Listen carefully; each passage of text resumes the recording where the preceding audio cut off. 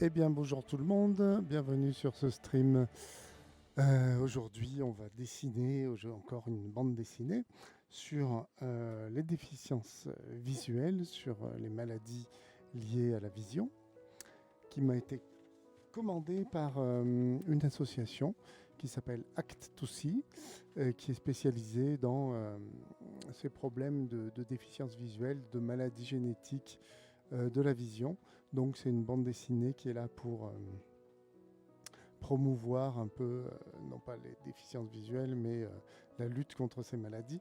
Voilà. Et donc faire connaître au grand public déjà l'existence de ces maladies. Et puis, bonjour Marika Junistrom. Et puis, voilà, faire connaître au grand public ces maladies, quoi. Et évidemment, leurs soins. Donc l'association s'appelle Act to See. Je vous invite à aller voir leur site si ça vous intéresse. D'une part, et d'autre part, on va écouter une émission sur la pyramidologie proposée par le Rasoir Doc. Rasoir Doc qui est une association toulousaine, parce que moi je suis dans la région de Toulouse, association toulousaine de promotion de l'esprit critique et de la vulgarisation scientifique. Donc là, on sera plutôt sur esprit critique, puisque on a quelqu'un qui va venir nous parler des délires et des théories étonnantes sur les pyramides. Voilà. Et c'est quelqu'un qui fait partie de l'association Aldéran, qui est l'Université populaire de philosophie de Toulouse. Association que je vous invite à checker sur Google. Donc Aldéran, je mettrai dans le replay les informations, le replay YouTube et Skepticon. Voilà.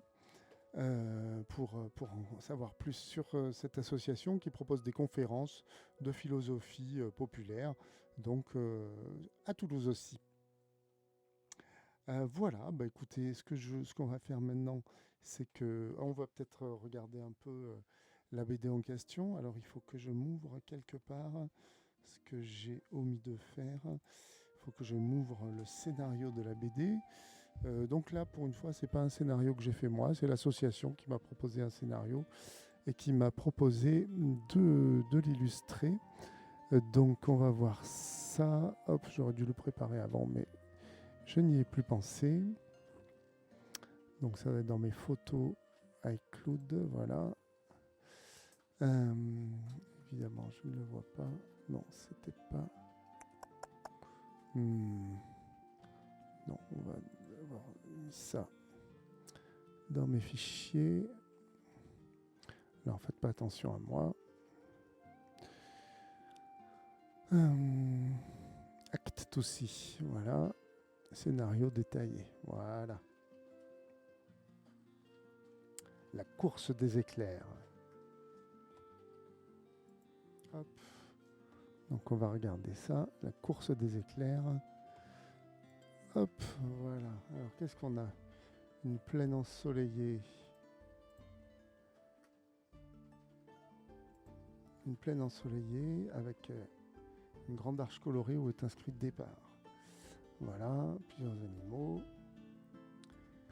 Tu oublies qu'on est une équipe. Voilà, donc c'est une course avec des animaux qui prennent le départ. Il y en a un qui est stressé, c'est le petit zèbre Zeki, parce qu'il n'y voit rien, donc il se dit je vais faire rater l'équipe. Et alors les autres membres, donc on a une luciole, une chauve-souris, un éléphant et un lionceau, et un merle, qui disent mais non, on va se débrouiller, t'inquiète, on va t'aider. On va t'aider, il n'y a pas besoin de voir quand on connaît le chemin. Voilà, c'est beau. Je courrai après toi, voilà, pour te repérer. Je vais chanter pour te guider dans la bonne direction. Je capterai les obstacles en avance et je te les signalerai. Moi, je brillerai aux endroits où il faut sauter ou tourner. Voilà, donc j'en étais à la case 5. Parce que... je vais mettre ça là. Hop. Ça, c'est pas intéressant, ça non plus. Ce qui nous intéresse, c'est ça. Voilà. Hop, voilà. Alors la première case, celle-là, c'est la case où on voit la vue générale du départ de la course. Ensuite, on a le pauvre zèbre là qui dit « Oh là là, je vais nous faire perdre, j'y vois rien. » Alors, voyons voir.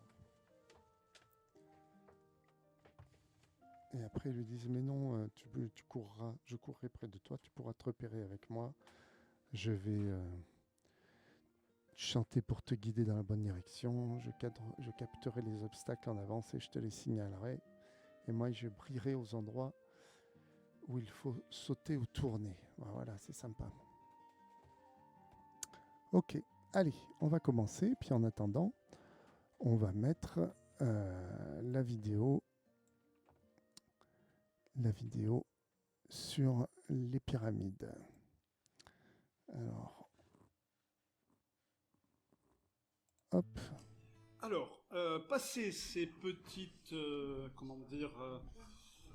opérations de com et de publicité, on va parler de pyramides. Voilà. Alors, pour commencer un petit peu le speech dont je vais vous parler. Donc, je ne sais pas si... Oui, Rasoir Doc, donc c'est une association qui se trouve à Toulouse et qui est basée principalement à l'Eurécafé. Donc les conférences sont régulièrement à l'Eurécafé Toulouse. Je ne crois pas que ce soit le cas de celle que je vous présente aujourd'hui, mais en général, ils sont là. Donc l'Eurécafé Toulouse, vous trouverez facilement leurs coordonnées sur leur site internet si ça vous intéresse. Il y a aussi des conférences tout à fait stimulantes sur l'esprit critique en général et de la vulgarisation aussi sur plein de sujets différents. Il y a aussi des jeux, des soirées-jeux, des apéros sceptiques ou pas d'ailleurs. Plein de choses superbes. Donc voilà, ils sont à Toulouse, rue de la Colombette. Et puis vous avez aussi un site Rasoir Doc et puis la page Facebook et un Discord Rasoir Doc où vous pourrez avoir toutes les informations pour rejoindre cette fantastique association dont je fais partie. Voilà, même si je suis plus ou moins présent. Mais en tout cas, j'en fais partie et j'en fais la promotion avec grand plaisir hein, parce que c'est vraiment super. Voilà, donc on repart pour la conférence et moi je vais commencer mes dessins. Je précise que je ne vais pas me focaliser sur la grande pyramide de Gizeh. Parce que ça, c'est en quelque sorte le truc tarte à la crème. Or, le sujet dont je vais vous parler, il est beaucoup plus vaste que la pyramide de Gizeh, qui est déjà assez grande et colossale, parce que cette problématique, si je puis dire, de ces fantasmes et de ces délires sur les pyramides, ne sont pas limités qu'à l'Égypte. Donc ce que je vais vous présenter, c'est en fait un certain nombre de réflexions autour de la fascination que la forme pyramidale, c'est bon pour l'enregistrement ? Voilà, que la forme pyramidale a soulevé depuis pas mal de siècles, et surtout depuis le 19e siècle, puisque... Bon, Pythagore était aussi déjà fasciné par la forme pyramidale. Hein. Pythagore qu'on retrouve dans mon livre, dans mon livre et celui de Pascal Marchand, Eureka, une histoire des sciences, des théories scientifiques durant l'Antiquité, aux éditions La Boîte à Bulles, que je vous propose d'acquérir par exemple sur mon site internet, comme ça je vous l'envoie dédicacé et que vous pouvez commander aussi en librairie. Voilà. Et donc Pythagore, c'est un des premiers qui a théorisé la forme pyramidale puisque c'est un solide pythagoricien. Voilà, donc tétraèdre solide à 4 faces composé de triangles. Une partie de ceux dont je vais vous parler naît à travers de grands mouvements ésotériques au XIXe siècle, notamment la Société théosophique, même si... Alors, Société théosophique, qui était, je pense qu'on en a déjà parlé, dont Elena Blavatsky était à l'origine, une américaine qui était un escroc en fait, un escroc. Je pense qu'elle était sincère aussi dans ses théories pseudo-scientifiques, mais enfin qui a lancé ce grand mouvement ésotérique qui existe toujours et dont la branche allemande a fait un schisme qui est devenu l'anthroposophie. Anthroposophie dont j'ai moultement parlé dans cet ouvrage qui s'appelle Cosmobacchus, qui était à la base une enquête sur l'agriculture biodynamique. Et comme l'agriculture biodynamique est une branche de l'anthroposophie, je suis parti sur une enquête passionnante et drôle et étonnante sur l'anthroposophie, donc qui est une association ésotérique branche allemande à la base de la théosophie, mais qui est aujourd'hui partout dans le monde présente et qui est extrêmement problématique. Voilà, et pour en savoir plus, je vous propose d'acquérir Cosmobacus, euh, soit en le commandant en librairie, soit sur mon site internet, comme ça vous l'aurez dédicacé. Voilà, la page de pub est provisoirement fermée. Si ce n'est pas du tout le seul en la matière. Alors, au départ, il y a bien quelque chose qui est un constat. Et ce constat, il n'est pas dû... Non, laisse pour l'instant. Voilà. Ce constat, il n'est pas dû à des délires ou quoi que ce soit, c'est effectivement un constat que l'on peut faire, à savoir qu'il y a, au point de vue de ce qu'on appelle l'architecture sanctuale, c'est-à-dire principalement les grands sanctuaires. L'architecture sanctuale, c'est l'architecture de sanctuaire. Donc plutôt... Alors, c'est pas automatiquement religieux, mais c'est quand même avec une connotation de ce type-là. Or, on peut constater qu'il y a une récurrence de formes pyramidales dans ces architectures sanctuales, principalement du côté des sociétés traditionnelles, principalement du côté d'un ensemble de civilisations qui correspondraient, si vous voulez, à des civilisations, si on est dans le cadre de l'Europe, qui seraient... alors, on voit très bien l'Égypte pour les pyramides égyptiennes, mais ce n'est pas du tout limité à ça, puisque je vais vous faire un petit tour du monde en la matière, des formes pyramidales dans ces architectures sanctuaires, on en trouve à peu près partout. Et donc ce constat, si vous voulez, a interpellé, parce que s'il y avait eu que la grande pyramide de Gizeh, il y aurait déjà eu des choses dessus, mais ça n'aurait pas, en quelque sorte, une telle ampleur. En fait, le fait que l'on va trouver des pyramides ou des bâtiments à connotation pyramidale du côté de l'Amérique centrale, du côté, par exemple, des cités mayas, ou des choses comme ça, ou dans d'autres endroits, c'est ça qui va, en quelque sorte, déclencher la machine à fantasmes. Parce que s'il n'y en avait eu que sur un seul endroit, bon. Or, on s'aperçoit que dans beaucoup de civilisations antiques, de civilisations, on va dire, traditionnelles, on va trouver des architectures sanctuaires, c'est-à-dire avec un bâti qui, effectivement, s'inscrit dans une pyramide plus ou moins affirmée. En tout cas, ce constat, si vous voulez, va donner naissance à un extraordinaire imaginaire sur le pourquoi de cela, sur le pourquoi... Alors, c'est pas simplement comment elles ont été construites, c'est le pourquoi de cela. Parce qu'en fait, la question du comment, il est anecdotique dans cette histoire. De toute façon, ils ne veulent pas vraiment en entendre parler, c'est surtout le pourquoi. Et donc, il va y avoir, depuis le XIXe siècle, une sorte de montée en puissance de ces, on va dire, alors, rêveries sur des pyramides, ou ces fantasmes qui vont être développés sur ces architectures pyramidales dans des grands sanctuaires. Donc vous voyez, si vous arrivez à voir, vous avez d'un côté la pyramide de Gizeh, c'est la petite, hein, ce que vous voyez en premier. Ensuite, vous avez un temple maya, qui n'est pas du tout proportionnel, hein, puisque la pyramide de Gizeh, elle est beaucoup plus grande. Voilà. Vous avez de l'autre côté, alors on retrouve les pyramides de Gizeh, on retrouve le Machu Picchu. Alors là, pour voir une pyramide dans le Machu Picchu, je ne sais pas qu'est-ce qu'ils ont fumé, mais oui, il y a un pic au-dessus qui peut être pensé comme inscrit dans une forme pyramidale. On va vous mettre...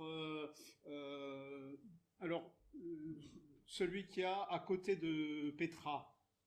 Voilà, là aussi, bon, ce sont de grands classiques où on va vouloir voir des pyramides.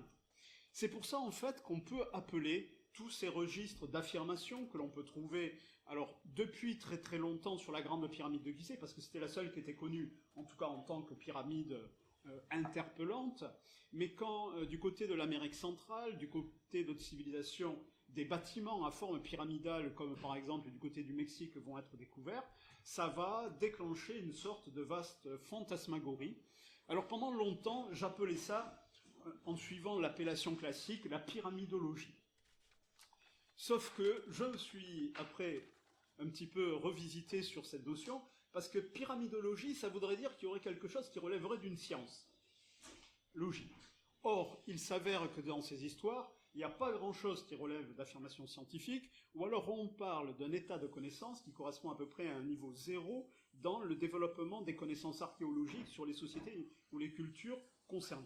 Parce que quand on examine comment vont être développées ces thèses sur les pyramides d'Égypte ou sur les pyramides mayas, par exemple, Bon, mais clairement, à cette époque-là, la connaissance archéologique des sites concernés était à peu près au niveau de l'efficacité de la granule homéopathie, pour le dire simplement. C'est-à-dire qu'on était dans des trucs qu'on découvrait, mais il n'y avait pas vraiment d'études qui avaient été faites, pas vraiment d'investigations qui avaient été faites. Bon. Donc, on peut comprendre que cet état d'inconnaissance, c'est-à-dire d'absence de connaissance, d'ignorance, ait facilité la machine à fantasme. Alors, il faut savoir qu'il y a de grandes revues qui se sont spécialisées dans ce type de thématique. Alors, voyons, moi j'ai une chauve-souris, là, qui lui dit une souche, prépare-toi à sauter, et j'ai un merle qui lui dit suis le rythme tout droit, tout droit. Et là j'ai le zèbre qui dit je vous entends, je vous fais confiance. Alors, comment ça court un zèbre? Une souche. Il faut que je dessine la souche.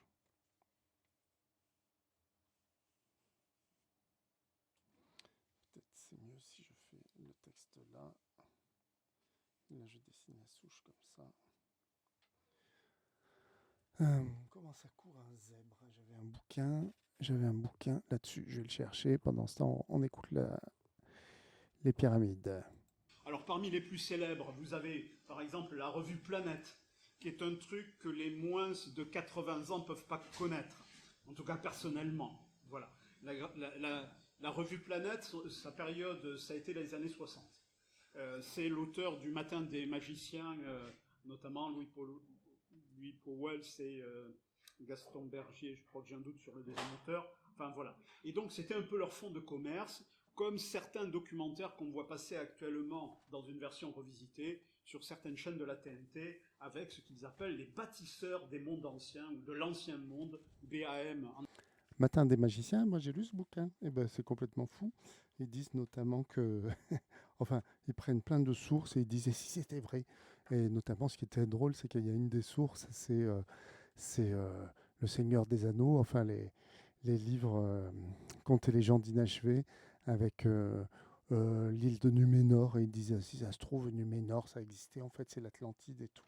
Donc c'est complètement délirant et ça a eu un succès fou, ce truc.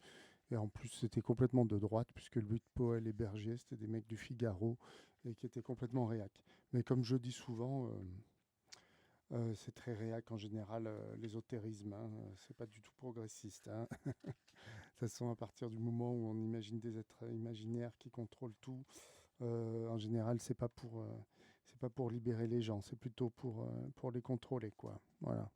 Et là, je suis en train de consulter mon livre The Human and Animal Locomotion Photograph de Edward Muybridge, qui est un des premiers photographes à avoir inventé le canon photographique qui permet de...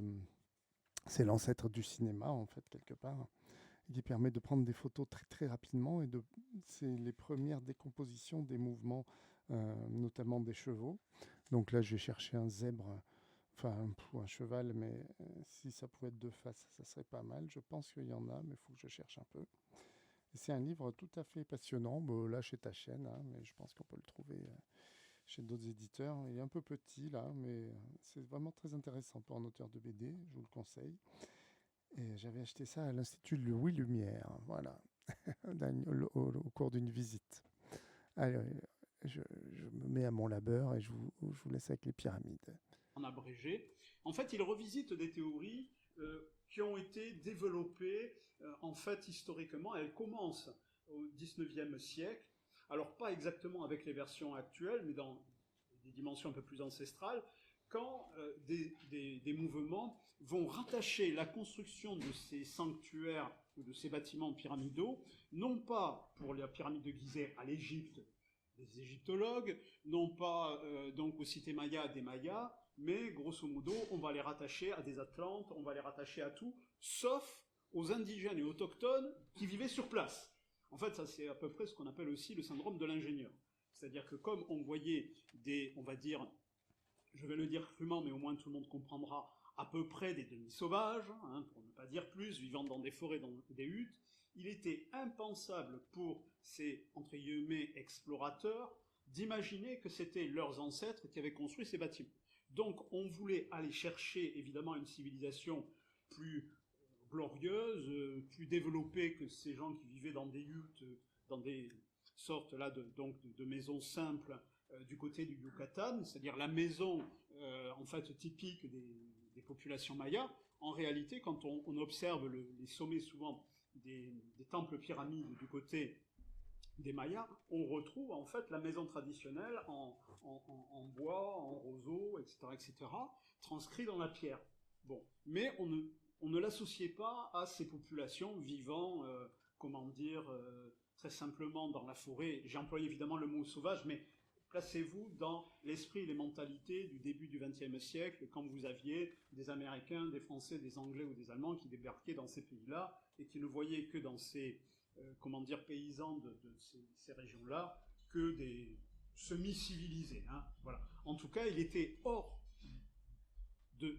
comment dire, hors de propos dans leur conception que ce soit eux, en termes de population de civilisation, qui aient construit ces choses-là, puisqu'il y avait un tel différentiel de développement technique en apparence entre eux et ces bâtiments qu'on n'imaginait pas que c'était eux qui aient pu le faire. Bon. Donc c'est pour ça que si on avait plus de temps, on pourrait passer vraiment beaucoup de temps à explorer ces imaginaires archéomaniaques sur l'origine de ces bâtiments. Donc toujours une vision colonialiste des choses. Donc c'est pas possible que ce soit les Égyptiens qui aient fait les pyramides d'Égypte, les Sud-Américains qui aient fait, les Indiens d'Amérique du Sud, enfin les autochtones d'Amérique du Sud de l'époque qui aient fait les temples là-bas. C'est forcément des extraterrestres ou des civilisations glorieuses mais déchues, voilà. Parce que simplement les gens sont racistes, voilà. Alors que ce soit du côté de l'Amérique centrale, mais aussi du côté de l'Amérique du Sud, avec les grands, on va dire les grands, comme le Machu Picchu, les grands sites incas. C'est pour ça que pendant très longtemps, donc, pour reprendre l'expression habituelle, on parlait de pyramidologie. Il faut savoir que sur la pyramide de Gizeh, il y a plus de 20 000 ouvrages qui ont été écrits. Oui, voilà, le compute est encore arrêté. 20 000, c'était dans les années 80. Plus de 20 000 ouvrages ont été écrits dessus. Alors, évidemment, dans cela, vous avez des ouvrages sérieux d'archéologues, d'égyptologues, mais en fait, l'immense majorité sont plutôt des ouvrages qui partent à peu près dans tous les sens. Alors, il faut bien distinguer deux choses. Les périodes où on n'avait pas accès aux hiéroglyphes, donc je dirais, l'archéologie, de toute façon, elle naît qu'au XIXe siècle, l'égyptologie, elle naît après la possibilité de traduire véritablement les hiéroglyphes de Champollion, après l'expédition d'Égypte. Or, il y a déjà des gens avant qui ont parlé des pyramides, notamment la pyramide de Gizeh, parce que c'était, alors suivant les cas, on y voyait donc des tombeaux, des greniers à blé, etc., etc. C'est très variable, mais à la limite, à cette époque, je dirais, il y a prescription votre honneur, parce qu'on n'y connaissait rien. D'accord ? Bon. Les hiéroglyphes étaient totalement mystérieux, donc on peut comprendre à ce moment-là que certains aient imaginé, d'ailleurs certains ont même imaginé des traductions des hiéroglyphes, évidemment qui s'avéraient être fausses. Donc l'égyptologie, quand elle va se développer, vraiment l'égyptologie, je dirais, fondée objectivement, elle va être accompagnée d'un mouvement absolument extraordinaire culturellement de fascination pour l'Égypte, et vous avez toute une série de mouvements qui vont s'investir dans ces domaines-là, rêvant en quelque sorte d'une Égypte qui n'était pas l'Égypte d'Égypte au sens égyptologique, mais une Égypte fantasmée, c'est ce qu'on appelle de l'égyptomania, qui existe déjà dans l'Antiquité, parce que déjà ce bougre de Platon a foutu un petit peu le bordel dans cette histoire, en rattachant l'idée de l'Atlantide à une Égypte qui aurait existé 8000 ans avant la Grèce de son temps, alors qu'on sait que c'est totalement faux. Donc c'est pour ça qu'il y a des... Bon, après Platon, il a parlé de l'Atlantide, c'était une métaphore littéraire en fait. Il parlait d'un peuple qui se croyait trop puissant et avec des dirigeants mégalomanes et du coup qui ont provoqué la perte de leur civilisation. En fait, il parlait d'Athènes, d'Alexandre, tout ça quoi. Donc faut se méfier des... C'est lui, voilà, il n'était pas au pied de la lettre, quoi. C'était sans doute, probablement une métaphore politique pour ne pas tomber sous le coup de la censure politique, voilà. Et évidemment, tous les occultistes ont pris ça au pied de la lettre parce qu'ils trouvaient ça rigolo, voilà. Mais il faut se méfier de dire, voilà, c'est Platon, tout ça, quoi. L'Atlantide, c'est plutôt Bergier et Powell qui ont déliré là-dessus après, et puis bon, pas tout seul, hein, et évidemment... évidemment les anthroposophes, les théosophes, voilà. Et au 19e siècle, il faut savoir que, bon, c'est connu, hein, mais c'est vraiment la période où l'occultisme s'est développé à fond les ballons, quoi, hein. C'est-à-dire que comme la science s'est développée, il y a la pseudo-science qui s'est développée aussi à ce moment-là. Et chaque découverte scientifique était l'occasion pour développer des imaginations pseudo-scientifiques incroyables, hein.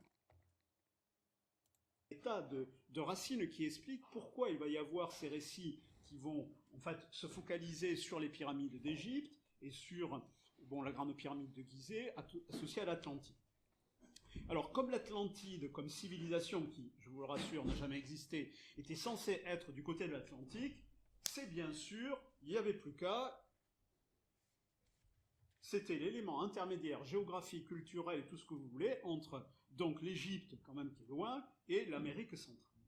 Donc c'est pour ça que cette fascination pour les pyramides, on pourrait en retrouver dans. Vous avez même à Terkabad, hein, dans le cimetière ici à Toulouse, vous avez donc de l'Égyptomania à cette époque-là. Bon, il n'y a pas de pyramide, mais par contre, vous verrez le cimetière de Terkabad, vous avez une entrée qui est un temple égyptien.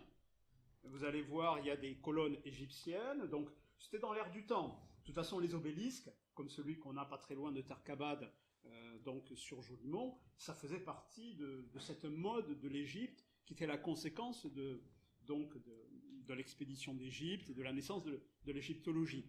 Vous avez, par exemple, Théophile Gautier, la momie, enfin, vous savez, c'était dans cette, on va dire, cette époque, en quelque sorte, ces fascinations.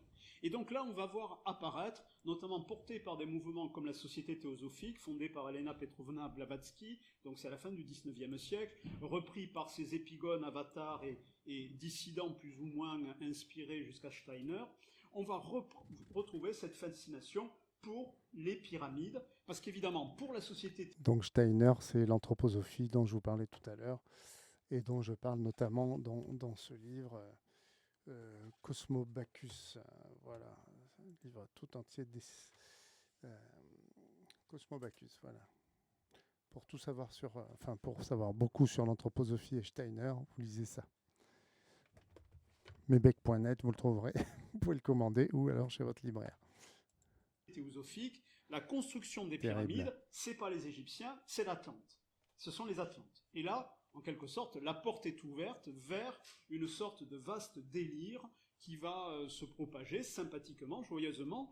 C'est pour ça qu'on peut parler, comme on parle d'archéomanie pour cette archéologie imaginaire, eh bien, il faut non plus parler de pyramidologie, en tout cas moi c'est ce que je défends comme idée, mais de pyramidomanie, c'est-à-dire ils voient des pyramides partout. Et quand je dis ils voient des pyramides partout, c'est évidemment pas simplement une boutade, c'est que parce que parfois ils veulent absolument faire entrer des bâtiments où franchement, pour le penser comme une pyramide, il faut avoir vraiment la volonté de l'inscrire dans la pyramide. C'est-à-dire que grosso modo, avec eux, très vite, tout bâtiment un peu pointu et avec une base un peu carrée, hop, ils vont pouvoir vous l'expliquer avec une forme pyramidale.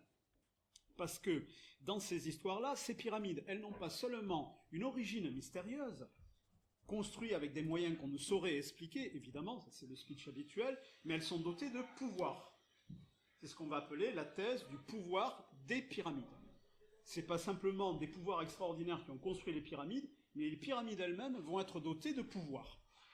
Et ça, je vais vous en reparler d'ici quelques instants. D'ailleurs, il y a un truc qui est amusant, c'est que ce terme de pouvoir des pyramides, dans les années 70, comme il y a quelques écrivains du côté de l'ésotérisme qui vont publier des ouvrages là-dessus, vous avez notamment deux grands, entre guillemets, parapsychologues, ou pseudo-psychologues, pseudo-archéologues si vous voulez, qui s'appellent tout d'abord Patrick Flanagan et un autre qui s'appelle Max Stott. Comme chacun, il publie dans les années 70, 75 des ouvrages sur ces pouvoirs mystérieux des pyramides. Ils vont se faire un procès par maison d'édition interposée pour avoir le copyright du pouvoir des pyramides, jusqu'à ce que le tribunal concerné décide qu'un tel titre ne pouvait pas être l'objet d'un copyright.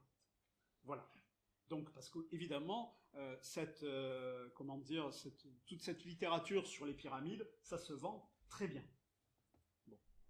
Alors, si on fait objectivement un petit tour de ces bâtiments pyramidaux, Si on va du côté donc de quelques grandes civilisations, vas-y, descends, descends. Voilà. Alors ça, ce sont leurs théories. Vas-y, descends, descends. Voilà. Voilà. Alors, certains voudront voir dans ce qui sont de simples montagnes, on pourrait faire une conférence là-dessus, ce qu'on appelle les pyramides de Bosnie. Ou alors là, franchement, quand on va sur place, on peut se rendre compte, bon, c'est une montagne qui a à peu près une forme pyramidale, mais c'est pas du tout un bâtiment naturel, c'est pas du tout une construction. Ça arrive, c'est un peu comme certains visages humains qu'on a vus sur Mars à un moment donné. Oui, sous certains angles, ça peut donner cette impression. Donc ça, c'est du côté de la Bosnie. Vas-y. Passe. Tu as dit que c'est pas du tout une constitution naturelle, mais c'est naturel ça, hein? C'est pas une constitution humaine. Oui, non, excusez-moi. J'ai dit c'est pas du tout une construction humaine. Voilà. Merci, je t'ai touché. Voilà. Et donc certains, là, vas-y, tu peux passer, vas-y, passe, parce que ça c'est leur littérature à eux. Moi, ce que je veux vous expliquer, c'est que cette forme pyramidale dans des sanctuaires et dans beaucoup de choses, oui, effectivement, on en trouve depuis le néolithique. Alors vous avez un grand classique, ce sont les tumulus. Alors souvent les tumulus, ils sont aujourd'hui arrondis, mais à l'époque, ils étaient un peu plus dans une logique pyramidale. Je ne dis pas que c'est une pyramide, je dis c'est donc une forme pyramidale, parce qu'effectivement, vous avez, alors il peut être, généralement les tumulus sont circulaires, mais vous retrouvez cette notion d'élévation, en sachant que le chemin qui est fait au-dessus, là, n'existait pas à l'époque. Ça, ce sont des éléments modernes. Alors, un cheval ou un zèbre qui galope de face, c'est pas du tout évident. Et là, je suis pas du tout content. Donc, je refais. Excusez-moi. Donc, effectivement, vous pouvez avoir certains sites qui, avec le temps, s'arrondissent un petit peu, donnent l'impression de collines, mais ce sont bien des constructions humaines. Alors, des tumulus, vous en avez partout en Europe, et du côté de certains de ces pyramides, bref, de ces maniaques des pyramides, ils voudront absolument les rattacher à la grande tradition des pyramides, version la pyramide de Gizeh. Quand même, le rapprochement, ça... Au-delà d'un truc un petit peu qui monte en hauteur et qui finit pointu par rapport à la base, le rapprochement s'arrête là. Vas-y, continue. Voilà. Alors, aussi, on a quelques cairns. Du côté, là, on est du côté de l'Europe, hein, on est dans la période du néolithique, on est du côté, donc là, c'est notre grande, on va dire, cairn de Gavrinis. On est avant les Celtes, on est dans des périodes qui remonteraient à l'âge de bronze chez nous, donc on est dans des périodes contemporaines, grosso modo, hein, pour arrondir, de l'époque de Stone Age. Donc oui, ces bâtiments, si vous les voyez suivant les perspectives, ça peut vous donner l'impression, par exemple, d'une pyramide à degrés comme à Saqqara. Voilà. En réalité, c'est l'empilement d'étages où on part d'un truc qui est plus large à la base et qui est plus étroit, plus on monte en hauteur. Et donc, ces cairns qu'on retrouve... Alors, Gavrinis, c'est en Bretagne, hein, certains l'ont peut-être visité, c'est du côté du golfe du Morbihan. C'est un bâtiment qui est absolument magnifique. Et du côté de certains New Ageux, du côté de certains pyramidologistes, là, ou pyramidomaniaques, ils voudront les faire entrer dans... En plus, il y a des histoires d'alignements solsticiaux. Là aussi, vous avez une machine à fantasmer extraordinaire. Alors... J'ai des notifications, je comprends pas d'où ça vient des fois. On avance un petit peu. Là, ça se rapproche de la forme plus classique des pyramides, le modèle des ziggourats babyloniennes, qui ne sont pas des pyramides, mais elles sont inscrites grosso modo dans un bâtiment où on part dans une construction étagée, où l'étage du bas est plus large que les étages au-dessus, et grosso modo, une ziggourate, vous pouvez l'inscrire dans une forme pyramidale. D'accord ? Bon, alors, des ziggourats, là, comme ça, c'est une vue d'artiste, mais qui reprend à peu près les critères des ziggourats comme à Babylone. Il faut savoir que ça pouvait faire 90 mètres de haut. Donc là, ça commence à devenir... alors, c'est pas de la pierre, c'est de la brique. C'est pour ça que ce bâtiment, aujourd'hui, ou l'équivalent, quand on les trouve, c'est une colline. Parce que la pierre est retombée en poussière, en tout cas les couches supérieures, ça forme en fait, si vous voulez, une sorte de colline artificielle. Là, c'est pas de la pierre, c'est de la brique, parce que sur les rives de l'Euphrate et du Tigre, c'était pas, comment dire, de la pierre qui était utilisée, mais de la brique. Néanmoins, ça permettait de construire. Mais grosso modo, c'est l'idée, ce qu'on appelle les portes du ciel, c'est une plateforme surélevée, comme les temples mayas, et pas un tombeau comme les pyramides ou les cairns qu'on a vus jusqu'à présent. Autre exemple, si on passe les portes du soleil, voilà, alors ça c'est pareil, c'est vu aujourd'hui en partie reconstitué, et là évidemment c'est la partie basse puisque ça montait beaucoup plus haut, voilà. Donc ça c'est la ziggourate d'Our qui avait été en partie reconstituée. Vas-y, continue, passe, voilà. Du côté de l'Égypte, premier modèle de pyramide, c'est la première pyramide historique, c'est ce qu'on appelle la pyramide à degrés de Saqqara. Donc c'est pas du tout une pyramide encore comme ce qu'on l'aura plus tard. Ce sont des empilements de ce qu'on appelle des mastabas. Vous avez la coupe transversale, parce que le projet du tombeau du pharaon a évolué en cours de route. Grosso modo, ils ont empilé des dispositifs les uns sur les autres, et évidemment, ça a donné cette forme pyramidale. Voilà, tout ça, vous les trouverez, ce qu'on appelle mastaba, c'est les modèles de tombeaux premiers en Égypte avant la période des pyramides. Là, vous êtes au 3e millénaire avant Jésus-Christ. Voilà. Ensuite, si on passe l'Égypte, enfin plutôt toujours en Égypte, le grand modèle, la grande pyramide de Gizeh, vous avez quelques siècles entre les deux modèles. Et là, ce que vous voyez, c'est aussi, parce que vous avez des tas de pyramides entre les deux, une amélioration dans les techniques de construction des pyramides. Je passe à la case suivante. Il leur a fallu quelques pyramides pour trouver le bon angle, la bonne forme. C'est pour ça qu'entre la pyramide à degrés de Saqqara et la grande pyramide de Gizeh, il y a en fait toute une série de modèles intermédiaires. Donc déjà, ça invalide l'idée que les Égyptiens, première pyramide qu'ils auraient construite, c'était la pyramide de Gizeh. Dans les faits, on voit qu'ils ont tâtonné. Il y a eu des pyramides où ils ont même rectifié l'angle de la pente. C'est ce qu'on appelle la pyramide rhomboïde. Mais c'est n'importe quoi. Moi, j'ai vu sur Facebook qui c'est qui les a construits, les pyramides, c'est des géants comme ça, des grands géants comme ça, puis ils prennent les pierres comme ça, puis ils les posent et tout, puis t'as les petits Égyptiens, ils se font... voilà. Oui, je sais, c'est fait par IA, mais quand même, ça vient pas de nulle part. Je rigole. Rhomboïdale, grosso modo toujours à peu près dans la même région de cette époque-là. Donc il y a deux pentes sur les pentes de la pyramide, parce que grosso modo, ils ont dû accélérer la finition de la pyramide. Voilà. Donc on ne va pas s'arrêter sur les pyramides d'Égypte, parce que sinon on y passerait trop de temps. Alors, attends, descends un petit peu le... Voilà. Alors ça, c'est pas tout à fait en Égypte. Vas-y, descends, remonte plutôt vers le haut, qu'on voit un petit peu... Voilà. Là, c'est une imitation de pyramide, mais non plus en Égypte, c'est dans le royaume de Kouch au Soudan, où là on va trouver plein de pyramides. Des petites pyramides, alors ce sont des pyramides tombeaux, mais qui sont directement imitées de la mode, parce qu'en fait cette région-là va être au contact de l'Égypte, à un moment donné d'ailleurs en partie conquise, et après à une certaine époque, ce sont eux qui conquéreront l'Égypte. Il y aura une dynastie, ce qu'on appelle la dynastie des pharaons noirs en Égypte, qui viennent de ces régions-là, et là clairement, eux, ils fantasment sur les pyramides, et donc ils construisent leur propre tombeau funéraire sous forme de petites pyramides. Alors, ce sont de toutes petites pyramides, elles ne sont pas du tout aussi grandes, voilà, donc on retrouve la même logique, mais elles sont beaucoup plus modestes. Voilà, donc là vous êtes du côté du Soudan, voilà, on peut en passer d'autres, voilà. À l'époque ça donnait ça, donc ils sont clairement des imitations, même les portes d'entrée, comment dire, ce sont les pylônes que l'on a en Égypte, donc clairement comme nous on a fait parfois des pyramides inspirées des pyramides égyptiennes dans notre propre architecture à certaines époques, et bien à cette époque-là, comme on a construit des temples romains en Gaule, et bien là ils ont imité des pyramides, mais ce n'est pas des Égyptiens qui les construisent, c'est donc dans ces royaumes soudanais qui sont au contact. Voilà. Mais là clairement, c'est une diffusion culturelle à partir de l'Égypte pharaonique. Ils ont un soft power ces Égyptiens, mais pendant des millénaires, quoi, hein, c'est fou. C'est fou parce que les Grecs déjà étaient baba devant les Égyptiens, ils pensaient que c'était les premiers êtres de la création et tout. Les Soudanais, du coup aussi, ont subi l'influence des Égyptiens. Puis aujourd'hui encore, on parle des Égyptiens au 19e siècle, donc c'est fou, quoi. Des civilisations comme ça qui ont eu bon marketing, quoi, hein, vraiment. Je sais pas qui c'était leur community manager, là, mais chapeau.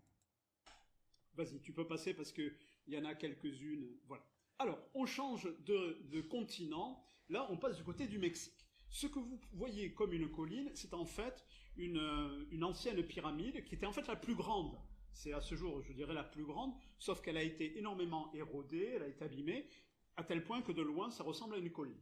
Il a fallu faire des coupes transversales pour se rendre compte que c'était effectivement des bâtiments construits par donc les peuples de cette époque-là du côté du Mexique. D'ailleurs, à tel point que ça ressemblait à une colline qu'ils ont même construit une chapelle au-dessus que vous voyez, qui évidemment n'est pas d'époque.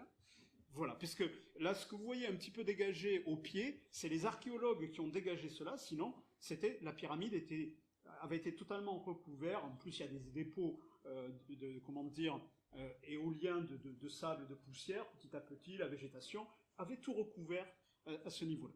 Donc ça faisait un énorme tel, mais qui en réalité était une construction pyramidale, une vraie pyramide, mais sur le modèle des pyramides d'Amérique centrale. Voilà.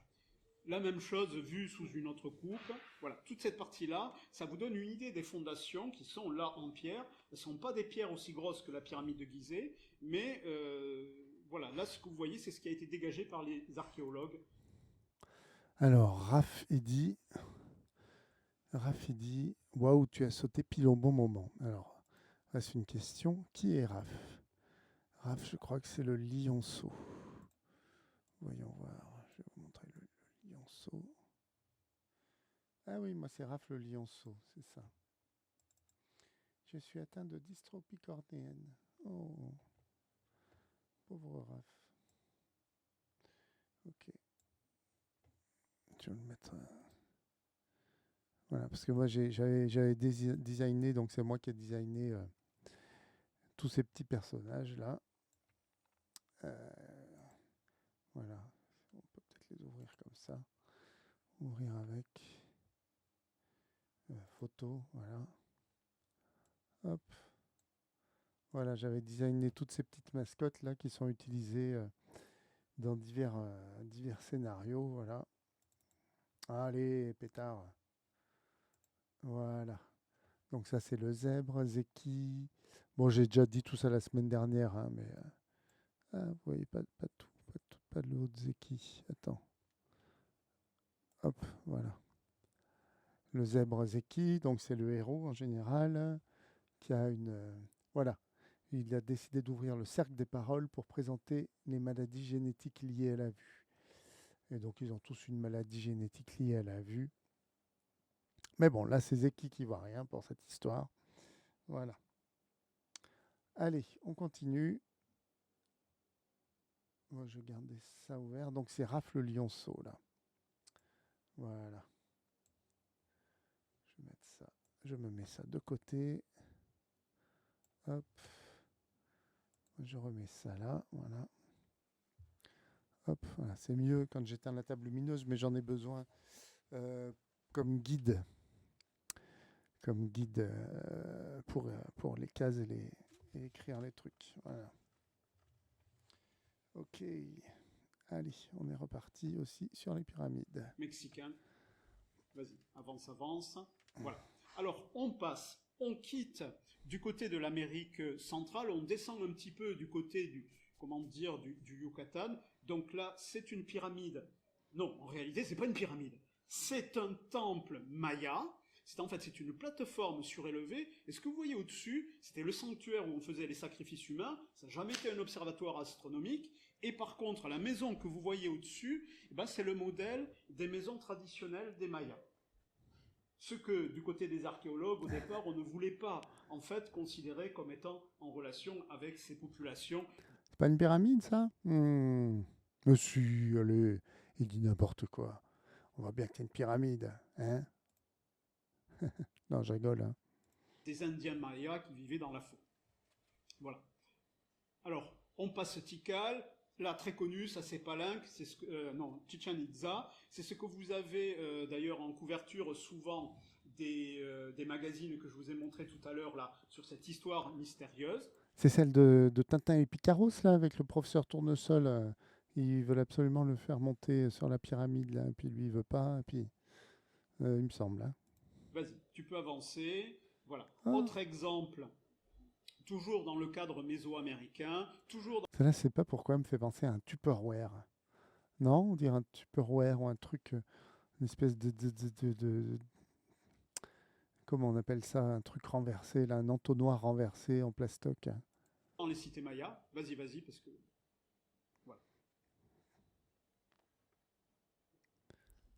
Voilà, ça aussi c'est un temple très connu. En fait, ce sont des niches. En fait, tout autour, il y en a 365, autant que de jours dans l'année. Vas-y, montre voilà, notre vue. Voilà. Donc là, vous êtes sur le site de Tajín, c'est du côté de Veracruz. Et alors, c'est pas tout à fait...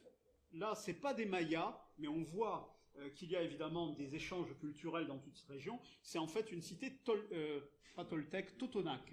Voilà, excusez-moi. Donc on retrouve ce type d'architecture toujours dans cette région-là, sur le même principe. Vas-y, continue. Je regarde comment c'est fait un lionceau. Voilà, là, autre site, ça c'est toujours du Maya, donc on peut passer, parce que sinon... Alors, petit rappel, les Mayas, c'est pas l'Antiquité. Les Mayas sont contemporains de l'ère chrétienne, donc aucun rapport avec 3002 avant Jésus-Christ. D'accord ? Hein, les cités mayas, l'apogée, c'est début de notre ère, à peu près jusqu'à 900 de notre ère. Voilà. Toujours, ça c'est de la cité maya. Voilà. Alors là, on s'arrête un petit peu. Ce sont de grandes pyramides, alors là, qui ne sont pas aztèques ou mayas. Ça existait avant. C'est le site de Teotihuacan. Vas-y, montre, s'il te plaît. Voilà, c'est juste au-dessus. Alors, il y a 2 grandes pyramides sur ce site. Après, il y en a des plus petites. Il y a ce qu'on appelle la pyramide du Soleil et la pyramide de la Lune. Mais en fait, on ne sait pas si elles étaient dédiées au Soleil ou à la Lune. C'est que, comme il n'y a pas d'indication, c'est plutôt une attribution, on va dire, parce que ça correspond à des choses un peu logiques dans leur cadre de panthéon, dans leur cadre religieux, mais voilà, ces appellations, c'est sous caution, voilà. Alors, Teotihuacan, c'est au nord de Mexico. C'était déjà abandonné le site lorsque les Aztèques vont s'installer à Mexico. Et ça va donner lieu à, d'ailleurs, toute une mythologie aztèque par rapport à la création du monde, la création de l'humanité, attribuée à ce site, qui était une très grande ville. C'était plusieurs centaines de milliers d'habitants qui vivaient sur place. Le site est gigantesque et on n'a pas encore fouillé, même pas la moitié du site a été fouillé. Voilà, il y en a pour je dirais presque des siècles de fouilles. Or, la construction de ces sites, en fait, commence au début de notre ère. Donc, vous voyez marqué, c'est 250, 650 après Jésus-Christ. Voilà.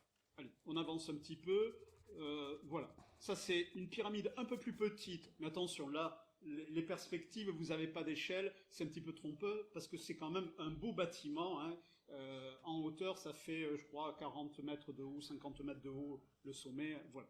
Donc, toujours à Teotihuacan, au Mexique. Voilà.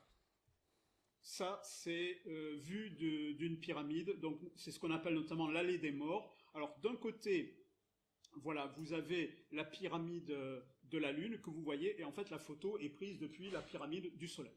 Voilà.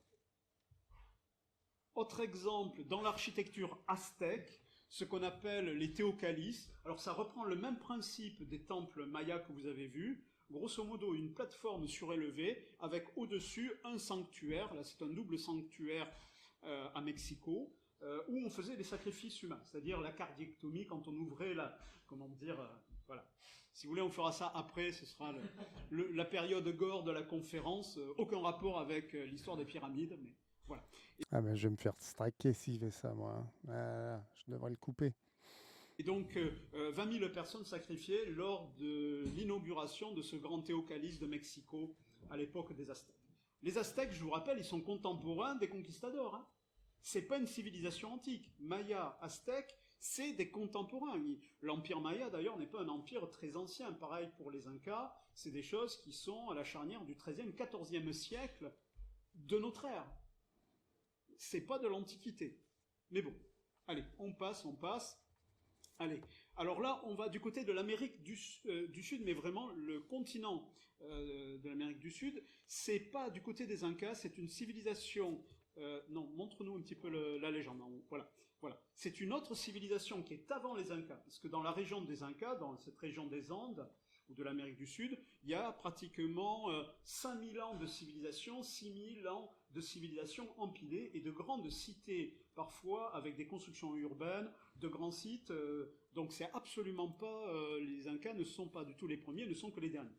Et notamment, vous avez de grandes cités qui possédaient des temples, toujours dans une logique de plateforme. Ça, c'est notamment ce qu'on appelle donc les pyramides donc c'est dans la vallée de la Moche, et c'est la culture des Mochica, qui est une grande civilisation avant. Alors, c'est de la terre. Je change un peu la couleur de ma lumière parce que j'en avais marre que ce soit tout violet. Voilà. C'est pas de la pierre, c'est de l'adobe, ce qui fait que c'est retombé en poussière. Mais il faut imaginer que le monument était beaucoup plus De l'adobe, c'est de la brique, pas de l'adobe. Hein. grand. Elle faisait la plateforme 230 mètres de côté, vous l'avez marqué, 18 mètres de haut, et correspondait à 7 terrasses superposées. Voilà. Vas-y. Voilà. Donc ça voilà. Alors, va pas aussi vite. Voilà, remonte un petit peu sur l'image précédente. Voilà. Donc ce que vous avez là, c'est des vues de ce qui reste aujourd'hui des sites. Donc il reste plus grand-chose. Mais à l'époque, c'était des sites très importants et très densément peuplés aussi. Voilà. Toujours le même site sur place. Voilà. Donc c'est des bâtiments qui faisaient 80 mètres sur 60. La pyramide actuelle ne fait que 20 mètres de haut, mais il faut imaginer qu'elle était beaucoup plus haute à l'époque, puisque les parties supérieures ont été détruites avec le temps. Voilà, on avance, voilà, autre vue. Alors ça, c'est pas exactement la même civilisation, c'est pas les Wakas, c'est encore avant, c'est ce qu'on appelle la culture Chanshan, c'est encore plus ancien, et vous retrouvez, là vous avez des échelles de personnes, mais qui sont au tout début, il faut imaginer en haut, en fait, la hauteur du bâtiment, enfin de ce qui est en fait une pyramide à degrés, si vous voulez, dans le sens où c'est un empilement de plateformes. Vas-y, avance un petit peu. Voilà, autre vue. Ça, c'est les pyramides de Caral, 2600 ans avant Jésus-Christ. En fait, là, je vous ai fait une présentation partant des plus récentes vers les plus anciennes. Donc, au départ, on était dans le cadre de notre ère. Là, on est 3e millénaire avant Jésus-Christ. 2600 ans avant Jésus-Christ. Bon, c'est pas tout à fait l'époque des pyramides, mais vous êtes quand même du côté du Pérou, hein, à cette époque-là, avec des sites très importants, des villes, de l'urbanité, et il faut des dizaines de milliers de personnes vivant sur place pour construire, entretenir ce type de bâtiment. On avance. Voilà, c'est une autre vue toujours de la pyramide de Caral, s'il y en a plusieurs, donc ça c'est ce qu'on appelle la pyramide Mayor. Voilà, vas-y, passe, parce que... Voilà. Donc on retrouve toujours l'idée de plusieurs terrasses empilées, et le sanctuaire est au-dessus. Voilà. Vas-y, continue. Voilà, alors on change tout de continent, on va du côté de la Chine. Et bien, du côté de la Chine, il y a des tumulus, à l'origine, qui, petit à petit, à certaines époques... Je n'étais pas content de ce lionceau. Un peu de dos, là. Parce que là, j'ai mis une image de face, donc de dos, d'un coup, ça fait contre-champ, c'est pas mal. Ça donne une impression de vitesse.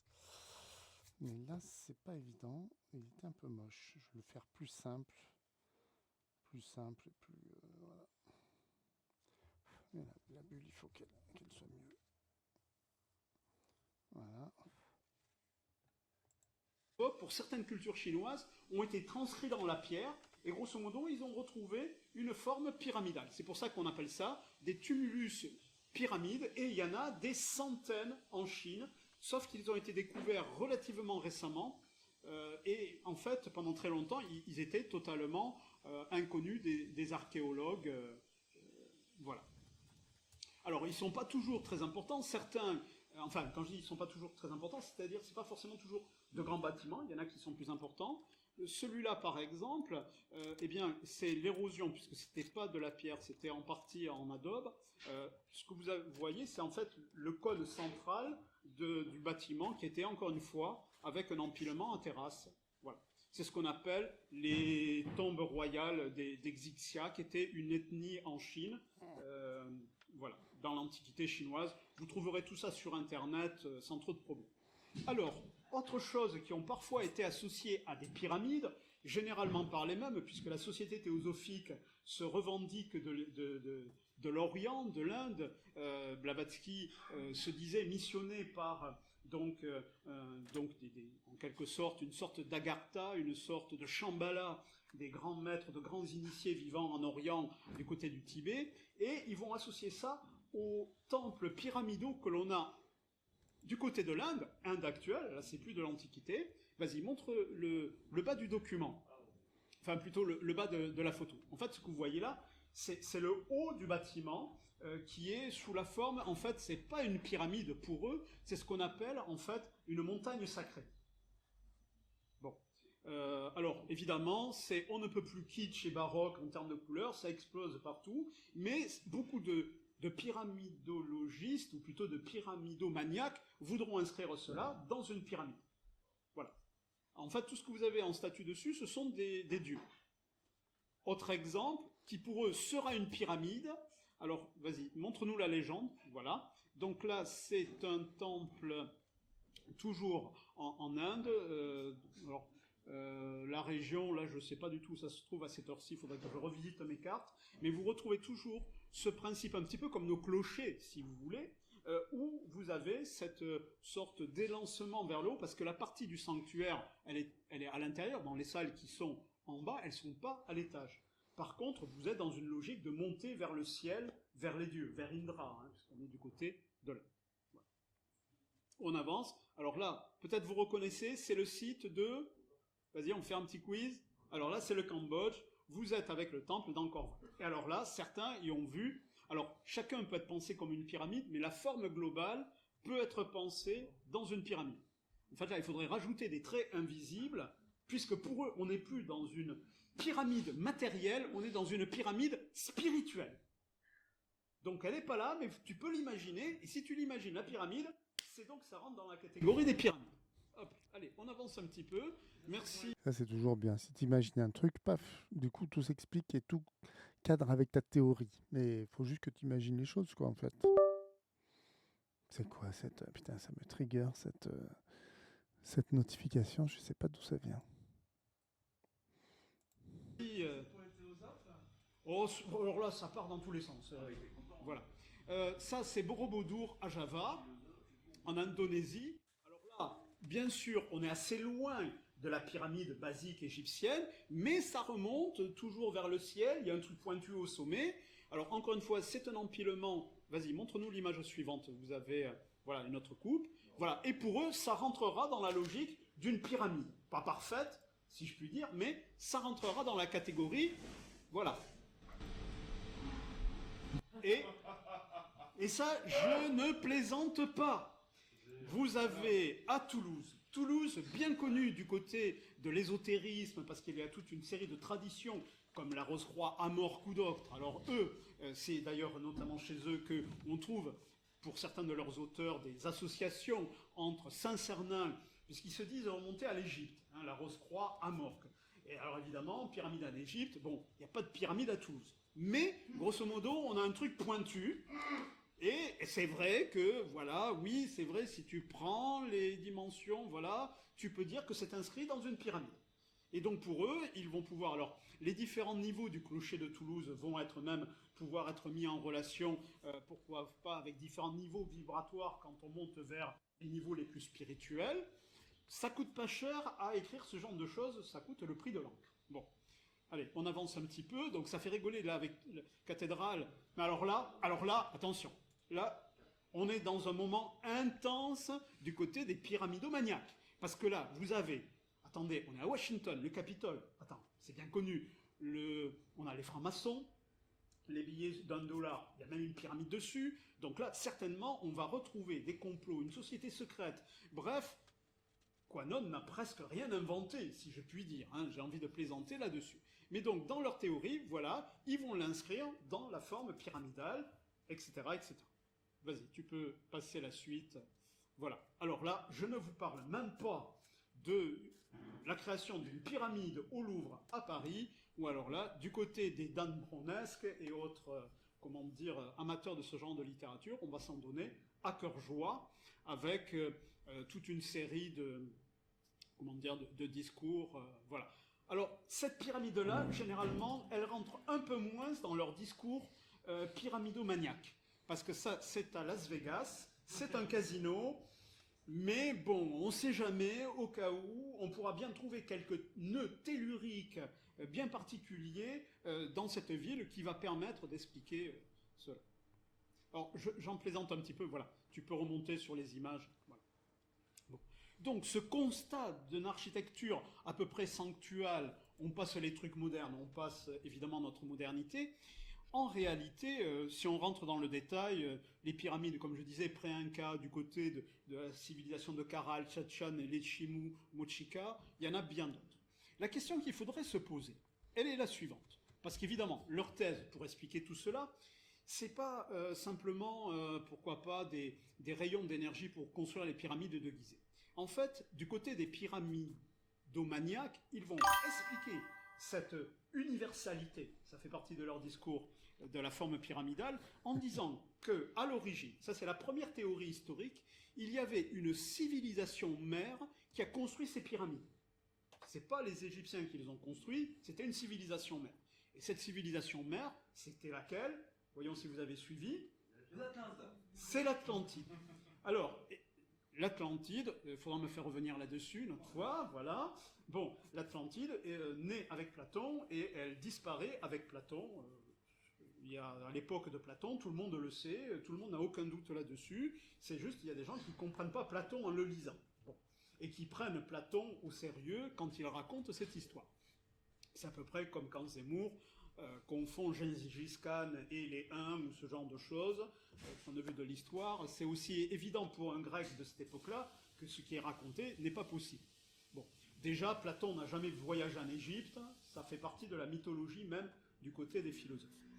Alors, en fait, l'idée d'une civilisation mère disparue qui aurait construit cette civilisation, enfin ces pyramides, c'est ce qui va permettre d'expliquer, pour eux, qu'on va trouver des pyramides du côté de l'Amérique précolombienne et du côté de l'Égypte. Et donc ils diront, ben, l'Égypte était une colonie atlante, l'Amérique précolombienne était une colonie atlante. Bon, la question où elle est passée l'Atlantide, hop, elle est dessous, mais on a l'équivalent dans cette théorie d'une civilisation mère à l'origine de ces pyramides, parce que là, ce que je vous ai montré, c'est la version light, parce qu'on trouve... Là, à mon avis, moi, l'Atlantide, elle n'a pas coulé, elle s'est élevée dans le ciel et elle est partie sous la forme d'une grosse pyramide dans l'espace, voilà, c'est tout. D'autres théories sur les pyramides, certains vont les mettre en Orient, vont les mettre en Asie, etc., etc. Et on a une autre histoire d'un continent disparu, c'est le fameux continent Mu. Pareil, encore une fois, c'est une apparition livresque et une disparition tout autant. C'est une sorte de... Alors c'est Churchward qui va lancer cette histoire, mais il y en a qui vont vous dire, pour expliquer les pyramides de Pâques, pour expliquer les tikis polynésiens, pour expliquer tout ça, il nous refait l'Atlantide, mais en version du Pacifique. Et évidemment, comme pour l'Atlantique, il faut qu'elle ait disparu, ce continent Mu, voilà. Alors, et tous ces auteurs vont revisiter ces histoires de pyramides d'une manière ou d'une autre en disant qu'elles proviennent de l'Atlantide. C'est-à-dire qu'elles sont soit construites directement par les Atlantes, soit les civilisations ultérieures qui ont été au contact des Atlantes, voire colonisées par les Atlantes, vont à leur tour imiter la civilisation mère. Ça, c'est la deuxième théorie, c'est-à-dire que ce n'est pas directement les Atlantes qui les ont construits, ce sont les autres qui les ont imités. Voilà. Ensuite, vous allez avoir sur nos pyramides une théorie qui va être aussi courante pour les expliquer. Pour expliquer pourquoi ils faisaient des pyramides, c'était parce que ces pyramides, elles sont construites en fonction d'une connaissance ésotérique de type numérologique. Parce qu'évidemment, dès que vous avez des pyramides, on peut à peu près leur faire dire tout ce qu'on veut en termes de proportions géométriques. Oubliant que parfois, ce n'est pas des unités en mètres qu'il faudrait utiliser, mais utiliser la coudée égyptienne utilisée pour les construire, parce que ça change les calculs. Dans certains cas, on a comme ça des choses amusantes. On ne parlera pas des arrondis, parfois assez arrondissants, qui sont faits pour que ça rentre dans les trucs. Voilà. Et donc, ils vont dire que la pyramide, alors soit elle est inscrite dans le nombre d'or, soit il y a des choses comme ça. C'est-à-dire qu'il va y avoir tout un délire de type numérologique pour attribuer aux pyramides un pouvoir. Ouais, on est encore dans un paradigme pythagoricien, puisque pour Pythagore, comme je vous l'ai déjà expliqué, le nombre en fait est à la base de l'univers. En fait, tout l'univers est crypté sous forme de nombres. C'était une première secte, hein, Pythagore. Il y avait des grades, c'est lui qui a inventé l'ésotérisme, comme je vous l'ai déjà dit. Donc la numérologie, c'est pythagoricien, et les pyramides aussi, en fait. Quel pouvoir, ça on ne sait pas. En tout cas, mais ils vont dire qu'elles sont construites grâce à ces connaissances, donc d'une sorte, voilà, comment dit-on, de numérologie qui aurait des propriétés qui soit parfois sert à expliquer les événements futurs. Certains vont comme ça faire une théorie comme quoi, en étudiant les proportions de la grande pyramide de Gizeh, c'est la version Nostradamus du côté des pyramides, on peut en déduire tous les grands événements de l'histoire. Enfin, évidemment, tous les événements de l'histoire qui se sont déjà passés et que l'auteur connaît. Parce qu'avec ça, il ne prévoit pas la prochaine crise financière, ni les attentats du 11 septembre à New York. Il prévoit toujours, avec une pertinence explicative, ce qui s'est déjà passé. C'était inscrit dans la pyramide, évidemment, après que ce soit passé. Ensuite, autre type de théorie qui va être développée, ce sont des théories de type radiesthésiste. En fait, là, il y a il y a plusieurs théories, mais ce sont ce qu'on appelle des théories énergétistes. C'est-à-dire qu'ils vont dire que si les anciens faisaient des formes pyramidales, c'était pas pour, en quelque sorte, faire joli à l'horizon, mais parce que la forme de la pyramide captait des énergies.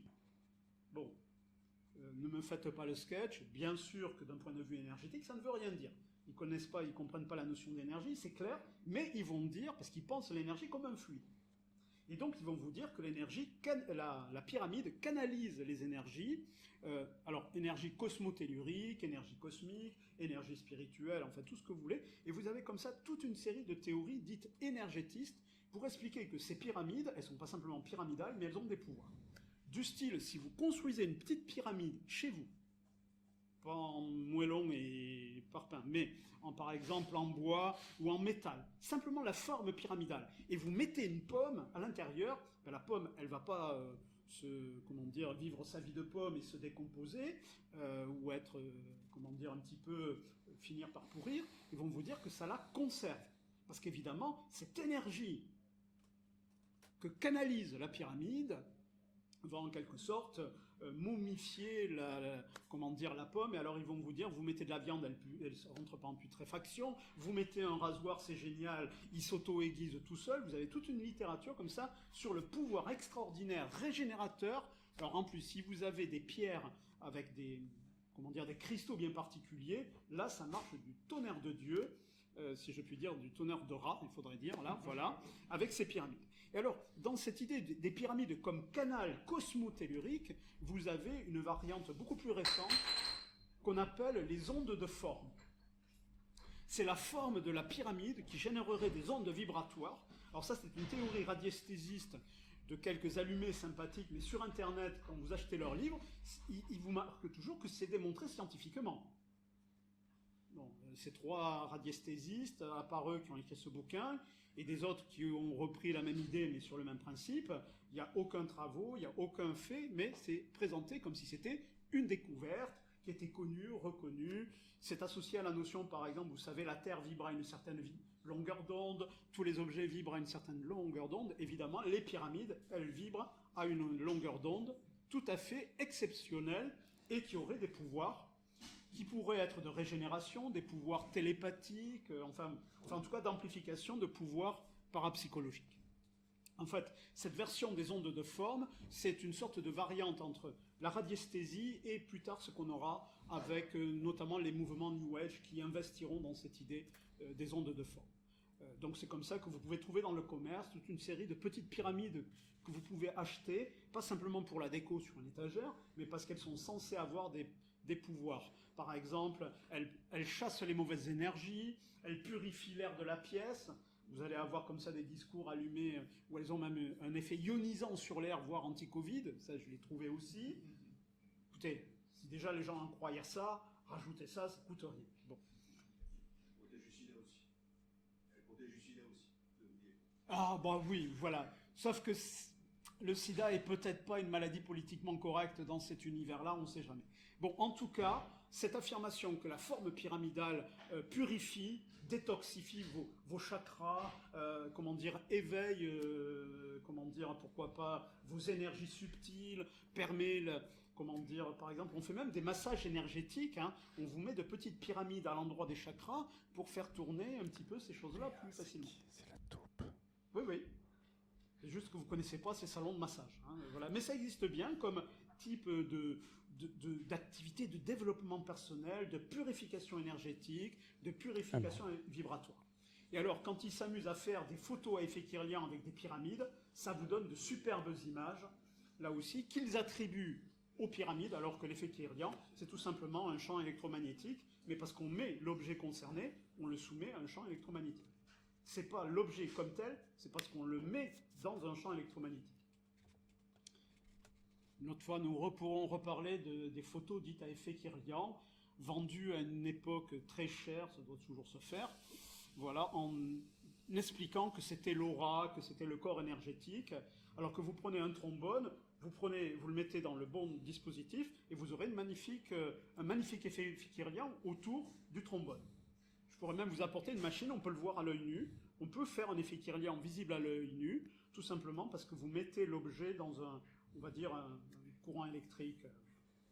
Excusez-moi Eric, je ne sais pas si tout le monde sait ce que c'est l'effet Kirlian, il y a que moi qui... C'est bon pour tout le monde ou il y en a qui... Ah oui, merci pour la question. Moi non plus, je ne sais pas du tout ce que c'est l'effet Kirlian. Bah, c'est bien, il va nous dire. Ils sont perdus là.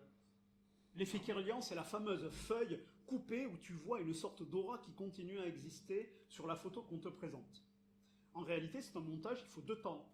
Le temps où la feuille elle est complète, où tu prends le truc, etc. etc. L'effet Kirlian, pareil, c'est un phénomène physique bien réel, mais avec une interprétation totalement fantasmagorique. Voilà. Oui, tu y es. Voilà.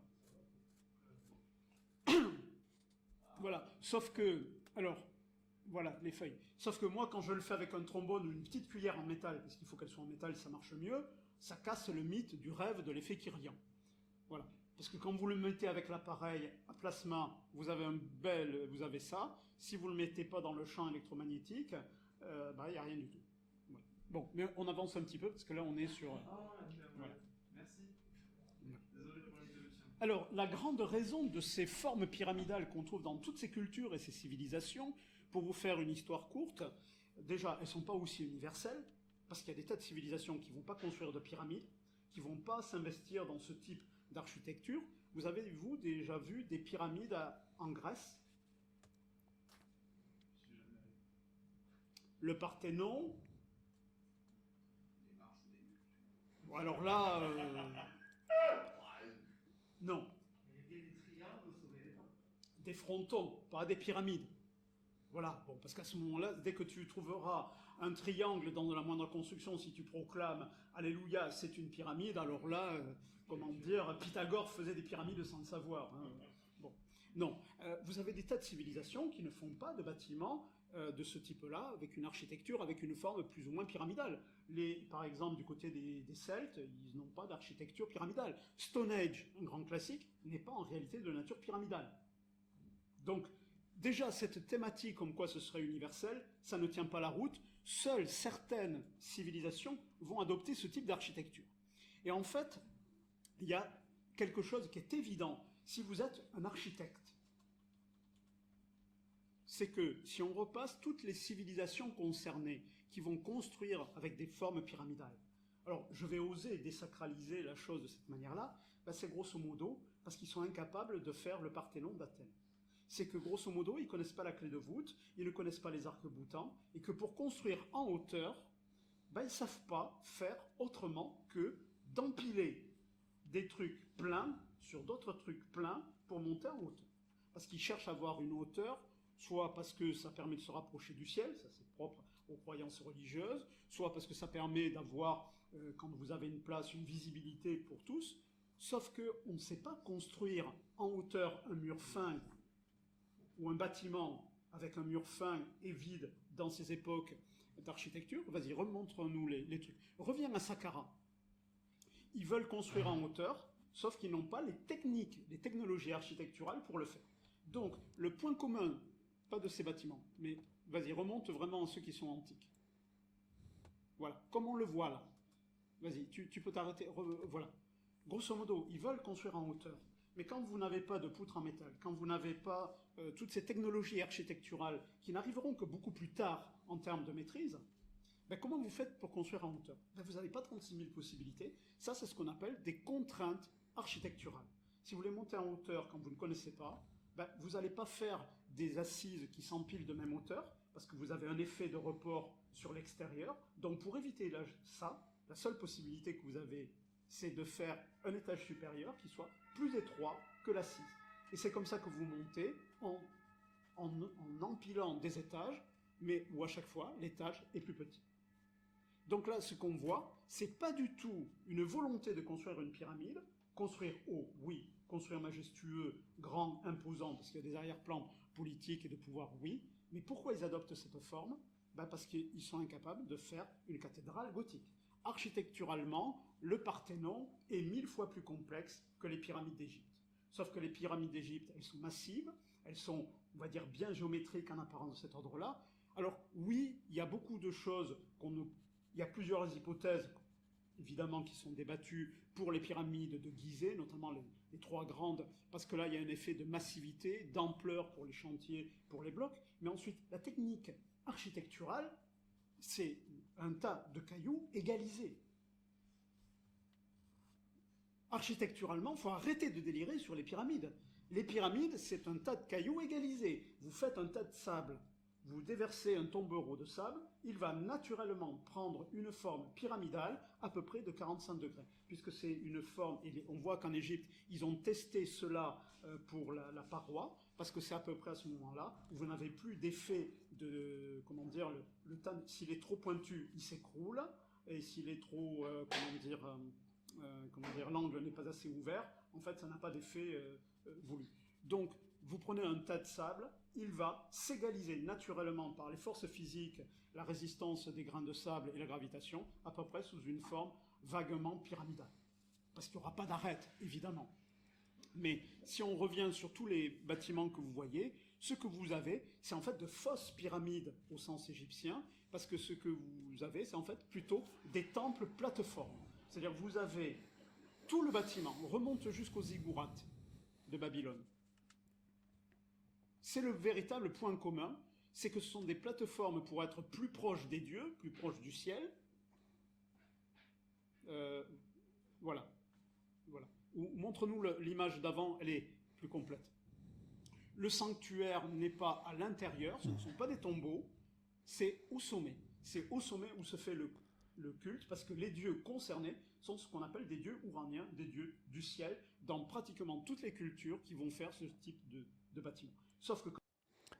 Donc, on résume, les civilisations qui font des pyramides, ils ne veulent pas faire des pyramides, ils veulent faire des constructions hautes, sauf qu'ils n'ont pas la technique nécessaire à faire autre chose que des pyramides, parce que la pyramide, c'est la forme la plus simple que tu peux faire quand tu veux faire un truc haut et que tu n'as pas d'autres techniques. Voilà. Donc, en fait, ils étaient un peu nuls, c'est pour ça qu'ils étaient des pyramides. Non, je ne pense pas qu'ils étaient si nuls que ça, mais bon, ils n'avaient pas les techniques pour faire autre chose, en tout cas.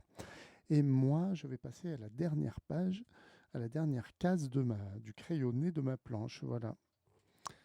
Allez, on continue. Quand vous ne savez pas comment construire en hauteur grande et massif, ben la forme, ça c'est ce qu'on appelle donc une contrainte architecturale. Vous avez à ce moment-là une perspective pyramidale qui apparaît. Donc ça ressemble à une pyramide parce qu'on veut l'inscrire dedans, mais les constructeurs n'ont pas voulu faire de pyramide. En fait, c'est une silhouette qui est vaguement pyramidale, mais qui n'a pas la même du tout fonction que les pyramides d'Égypte. Et là, ça repose, si vous voulez, sur ce qu'on appelle en fait des registres de contraintes architecturales.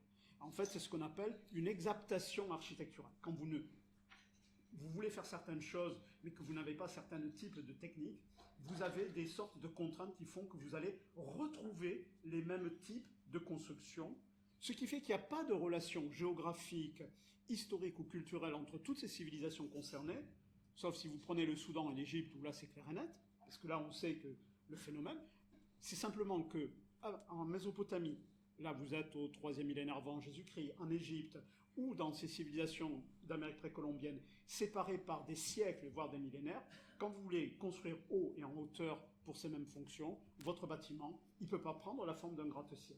Vous ne pouvez pas faire un clocher ou une cathédrale comme une cathédrale gothique, vous ne savez pas le faire. Donc grosso modo, vous allez devoir faire du massif, du mastoc, du solide, qui résiste à l'épreuve des millénaires, et grosso modo, vous allez empiler couche sur couche pour avoir votre plateforme cultuelle au-dessus. parce que c'est au-dessus, sur la plateforme culturelle, que se faisaient les activités religieuses. Il y a parfois quelques inhumations dans quelques pyramides aztèques ou mayas à l'occasion, mais c'est anecdotique. L'essentiel, c'est une plateforme surélevée. C'est en fait le modèle de ce qu'on appelle la montagne sacrée, la montagne primordiale, où souvent les dieux vont créer l'humanité ou des choses comme ça. Donc il y a une double fonction qui évoque la montagne primordiale, et ensuite c'est un moyen d'être plus près des dieux. Alors si on est avec donc la Mésopotamie, c'est quoi comme dieu? Je crois que mon mésopotamien est un petit peu lointain à cette heure-ci. Voilà. Mais grosso modo, je vous rappelle que les planètes étaient considérées, les astres errants pour les Mésopotamiens, étaient considérés comme les dieux, voilà qu'ils vénéraient. Et ce que je vous explique là, pour aller à l'essentiel sans s'arrêter sur toutes les civilisations, toutes les cultures, merci évidemment, les tumulus, bien sûr, qui vont prendre une Mébec? forme à peu près pyramidale avec le temps, Non, parce que quand vous voulez faire un tumulus grand et imposant, qui monte en hauteur, dis-moi qui tu es, vous Mébec? pourrez mettre Quelqu'un de une ma tombe famille? à l'intérieur, vous pourrez mettre un tombeau, mais vous ne ferez pas comment dire, un bâtiment avec du creux, avec donc quelque chose qui monterait en hauteur. C'est pour ça que, historiquement... J'ai combien d'abonnés maintenant? Allez, moi je vais atteindre les 5 abonnés, donc allons-y, les 50, pardon. C'est mon prochain but, la prochaine target goal. Et là, on doit être à 50, je sais pas, on n'est pas loin. Et ça c'est un fait qui est assez intéressant, ce type d'architecture pyramidale, au sens vaguement pyramidal, on les voit apparaître dans l'histoire de l'architecture et on les voit disparaître. Ça fait des milliers d'années qu'on ne construit plus de bâtiments comme ça. Parce qu'aujourd'hui, on sait construire des choses que nos Égyptiens ne confondaient pas la taille de la pyramide avec le degré de technicité architecturale que cela implique. Les Égyptiens étaient incapables de construire une coupole. Si vous allez à Rome, si vous regardez le Parthénon, la coupole du Parthénon, en termes de technicité et de complexité architecturale, ça vous écrase toutes les pyramides de la Terre. Ils ne savaient pas le faire, les Égyptiens. Le Parthénon, on est sûr que c'est à Rome? Et oui, c'est à Athènes. il vient de dire si vous allez à Rome, allez voir le Parthénon. Bon, voilà. Toute sa crédibilité est tombée par terre, là. Aïe, aïe, aïe. Un truc vide, qui est plein de vide, avec un trou, avec une forme comme des coupoles version Sainte-Sophie. D'ailleurs, il y en a beaucoup qui se sont écroulés avant qu'ils maîtrisent le niveau. Quand vous savez comment, par exemple, au niveau du Parthénon à Rome... il le redit. Non, c'est pas le Parthénon, excusez-moi. Le Parthénon, c'est Athènes, c'est le Panthéon. C'est-à-dire, c'est le Panthéon. sous forme de coupole avec un oculus Ça va, au sommet. crédibilité en fait, remonte. La densité du béton, en plus, ils utilisaient du béton qu'ils utilisent, et ce sont des bétons de densité différente pour pouvoir, plus on monte en hauteur, avoir un matériau léger. Ce qui fait qu'il y a même une maîtrise de certains types de matériaux. C'est pas de la pierre dans la coupole, c'est du béton. Les Romains... Alors là, je ferais bien une case finale, genre banquet de fin d'Astérix. Mais ouais, on va faire ça. Comment elles sont les cases finales de banquet d'Astérix? Je vais regarder. On doit avoir ça sur Internet. J'ai la flemme d'aller chercher mes Astérix. Hop. En fait, sont l'origine de l'invention du béton, mais qui n'est pas un béton armé. Parce qu'un béton armé, lui, n'aurait pas résisté à l'épreuve du temps, parce que le fer se corrode, s'oxyde et fait éclater le béton. Alors que vous avez des bétons romains, même des bétons maritimes, qui sont, voilà, plus de 2000 ans après, en fait, ils ont même des dispositifs de réaction chimique qui recristallisent des minéraux dans ces pierres artificielles, en tout cas issues de ce processus-là. Ouais, et puis c'est parce qu'ils avaient du béton biodynamique aussi. Il suffit de dynamiser l'eau du béton et puis d'y mettre un peu d'astral et d'éthérique et de conscience humaine, et ça fait du béton biodynamique. Et c'est super, quoi. Ça rend le béton vivant, et du coup, il passe les siècles. Mais ça, je vous recommande d'aller voir la vidéo de G. Milgram sur le béton biodynamique. Encore un apport, un don de Rudolf Steiner.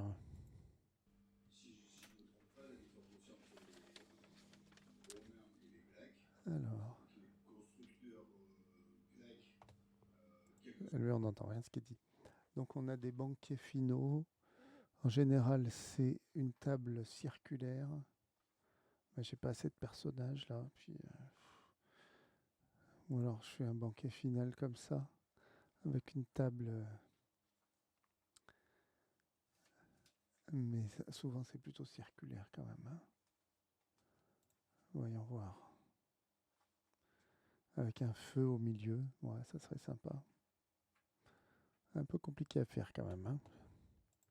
Soit au niveau de compétences, commencer à fabriquer des bâtiments, quel que soit le type de bâtiment, alors que les Romains commençaient par faire des petits bâtiments, et au fur et à mesure qu'ils remontaient en compétences, avaient la possibilité d'accéder à des chantiers beaucoup plus complexes, et qui font que la structure des bâtiments, ils avaient beaucoup plus de connaissances, parce qu'ils avaient déjà fabriqué des choses. C'est pour ça qu'on explique aussi aujourd'hui, si je comprends, qu'il y a des bâtiments romains qui sont encore debout, alors que les bâtiments grecs sont effondrés.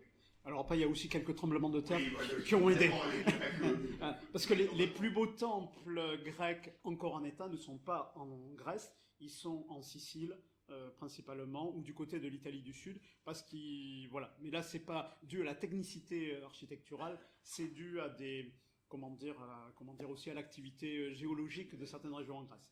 Et puis un certain boulet de canon qui a percuté le Parthénon à Athènes, qui servait de poudrière, a aussi fortement contribué à sa dégradation architecturale, indépendamment de Lord Engine et qui a pris les marbres du Panthéon. Voilà. Bon, une autre fois, nous parlerons, si vous voulez, de la construction du Parthénon en Grèce, parce que architecturalement, oui, c'est quelque chose, il y a un niveau de complexité. Vous avez l'impression que le bâtiment est fait de lignes droites, or il n'y a aucune ligne droite dans le bâtiment. Tout est travaillé pour qu'au point de vue de l'optique, vous ayez cette impression-là, mais justement, pour avoir cette impression-là, il faut fausser toutes les lignes de fuite, donc il n'y a aucune ligne droite au niveau du sol, même la forme des colonnes, sauf que parfois la courbure est tellement grande, il faudrait en fait plusieurs kilomètres parfois pour voir apparaître la courbure de la colonne, en fait, vu le cercle que ça ferait, qu'on a l'impression que c'est droit. Mais c'est ce qui va donner l'impression de... Donc il y a un degré de la maîtrise optique sur la construction du Parthénon qui est... Enfin voilà, si vous voulez on en reparlera une autre fois, on est loin des pyramides. Mais pour revenir à ce que je disais, quand je dis que les Égyptiens ou les autres qui construisaient comme ça, c'est pas... Ils faisaient comme ça parce qu'ils ne savaient pas faire autrement. Ce n'est pas une question d'intelligence comme telle, c'est aussi une histoire de technique architecturale qui se complexifie avec le temps. Ce qui fait que même les Égyptiens vont abandonner les pyramides. Ils vont passer à des bâtiments beaucoup plus complexes en termes de construction plus tard dans leur histoire, ce qui fait qu'en réalité, les formes pyramidales sont à peu près abandonnées depuis très longtemps, au sens de ce que je vous ai présenté, parce qu'aujourd'hui, on a des techniques qui permettent de faire des bâtiments grands, hauts et massifs, et creux, où on va pouvoir faire des activités. C'est pour ça que la chrétienté, c'est pour ça que le judaïsme, c'est pour ça que l'islam ne font pas des pyramides. Voilà, c'est pour ça que vous avez comme ça toute une série, je cite eux, on pourra en citer d'autres.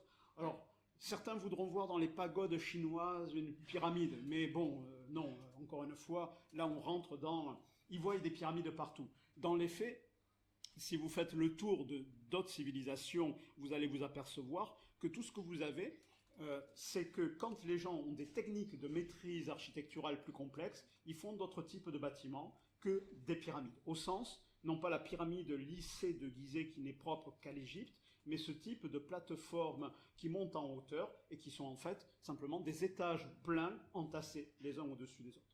Donc pour faire par exemple le phare d'Alexandrie qui faisait, qui était extrêmement haut, qui faisait plus de 100 mètres, à peu près 100 mètres de haut, qui est un bâtiment creux, vide, ça demandait une maîtrise architecturale que, à l'époque des pyramides, les architectes des pyramides n'avaient pas.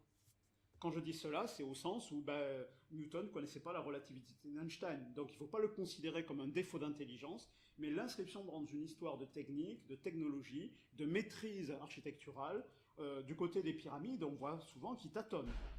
Par exemple, dans la grande pyramide de Gizeh, si tu peux nous remettre le plan en coupe, ils ont mis en place, comme ils ne maîtrisent pas, la suivante s'il te plaît, comme ils ne maîtrisent pas, encore... Non, on l'a pas. Bon, voilà. Bon, malheureusement, Bon, ça, c'est pas celle attribuée à Khéops, mais remonte, s'il te plaît, sur la suivante. À l'intérieur de la grande pyramide de Gizeh, vous savez, vous avez trois chambres inférieures, chambre dite de la reine et du roi. Or, en fait, comme ils ont peur que ça s'écroule, ils ont mis en place tous ces systèmes de chevrons. Je ne sais pas si vous connaissez l'organisation architecturale de la grande pyramide, qui sont en fait des blocs de granit de plusieurs dizaines de tonnes mis en chevrons, parce qu'ils pensaient que ça allait faire un report des forces de poussée sur les côtés. Or, en fait, ça n'a servi à rien. Il y a même des chevrons qui ont pété dès qu'ils ont construit. Donc, on voit très bien qu'ils ont peur au point de vue du dispositif architectural, pas du côté du pharaon, hein, du côté des ingénieurs de l'époque, et qu'ils ont mis en place des dispositifs qu'ils ont tenté pour un petit peu tenter de repousser les forces, les poussées du poids de la pyramide sur les côtés pour éviter que le toit de la grande chambre, notamment la chambre du roi, mais pareil sur la chambre de la reine, ne s'écroule sous l'effet du poids. Donc ils en avaient peur. Or, on sait que le système qu'ils ont mis, il n'est pas, si vous voulez, il n'est pas efficace techniquement. De même, l'allée centrale avec la grande voûte à encorbellement. Pourquoi on fait en fait une construction à encorbellement? Ben, c'est quand vous avez peur, si vous faites en quelque sorte un toit plat comme ça, avec autant de poids dessus, ils avaient peur que ça s'écroule. Donc si vous faites un plafond à encorbellement, vous décalez simplement à chaque fois, et donc le point de vue de la résistance, ben, ça permet, disons, d'éviter, au besoin, l'écroulement. Bon, ce ne serait pas arrivé, mais ils avaient cette peur, et ça, c'est une indication que c'est une technologie qu'ils sont à peine en train d'arriver à maîtriser par rapport à ça. Et donc, on confond souvent la massivité de la pyramide, où là, il y a de l'organisation, de la politique, de l'énergie, de l'argent, des ressources extraordinaires dans l'organisation du chantier, et ensuite la technologie même qui est déployée pour la construire. Et donc évidemment, la pyramide de Gizeh, c'est une sorte de grand attracteur en termes de fantasme, parce qu'on confond la hauteur de la pyramide avec le degré de technicité que cela implique architecturalement. Or, architecturalement, Saint-Cernin ou une cathédrale gothique, le clocher de Saint-Cernin, ben, les Égyptiens sont incapables de le faire. Ah, je parle bien architecturalement. Voilà. En tout cas, à cette époque-là. Donc, je finis parce qu'on me fait signe pour la conclusion. Donc, il y a même quelque chose qui est intéressant à noter, c'est que ces temples pyramidaux vont disparaître des architectures sanctuaires. Pour la raison suivante, c'est que les temples pyramidaux dans les religions, les vrais temples pyramidaux, comme chez les Aztèques, les Mayas, ces sanctuaires à plateforme, c'est toujours un culte qui est extérieur. C'est un culte de l'extériorité. Vous êtes dehors. Il y a peut-être un petit abri, mais grosso modo, le culte est dehors.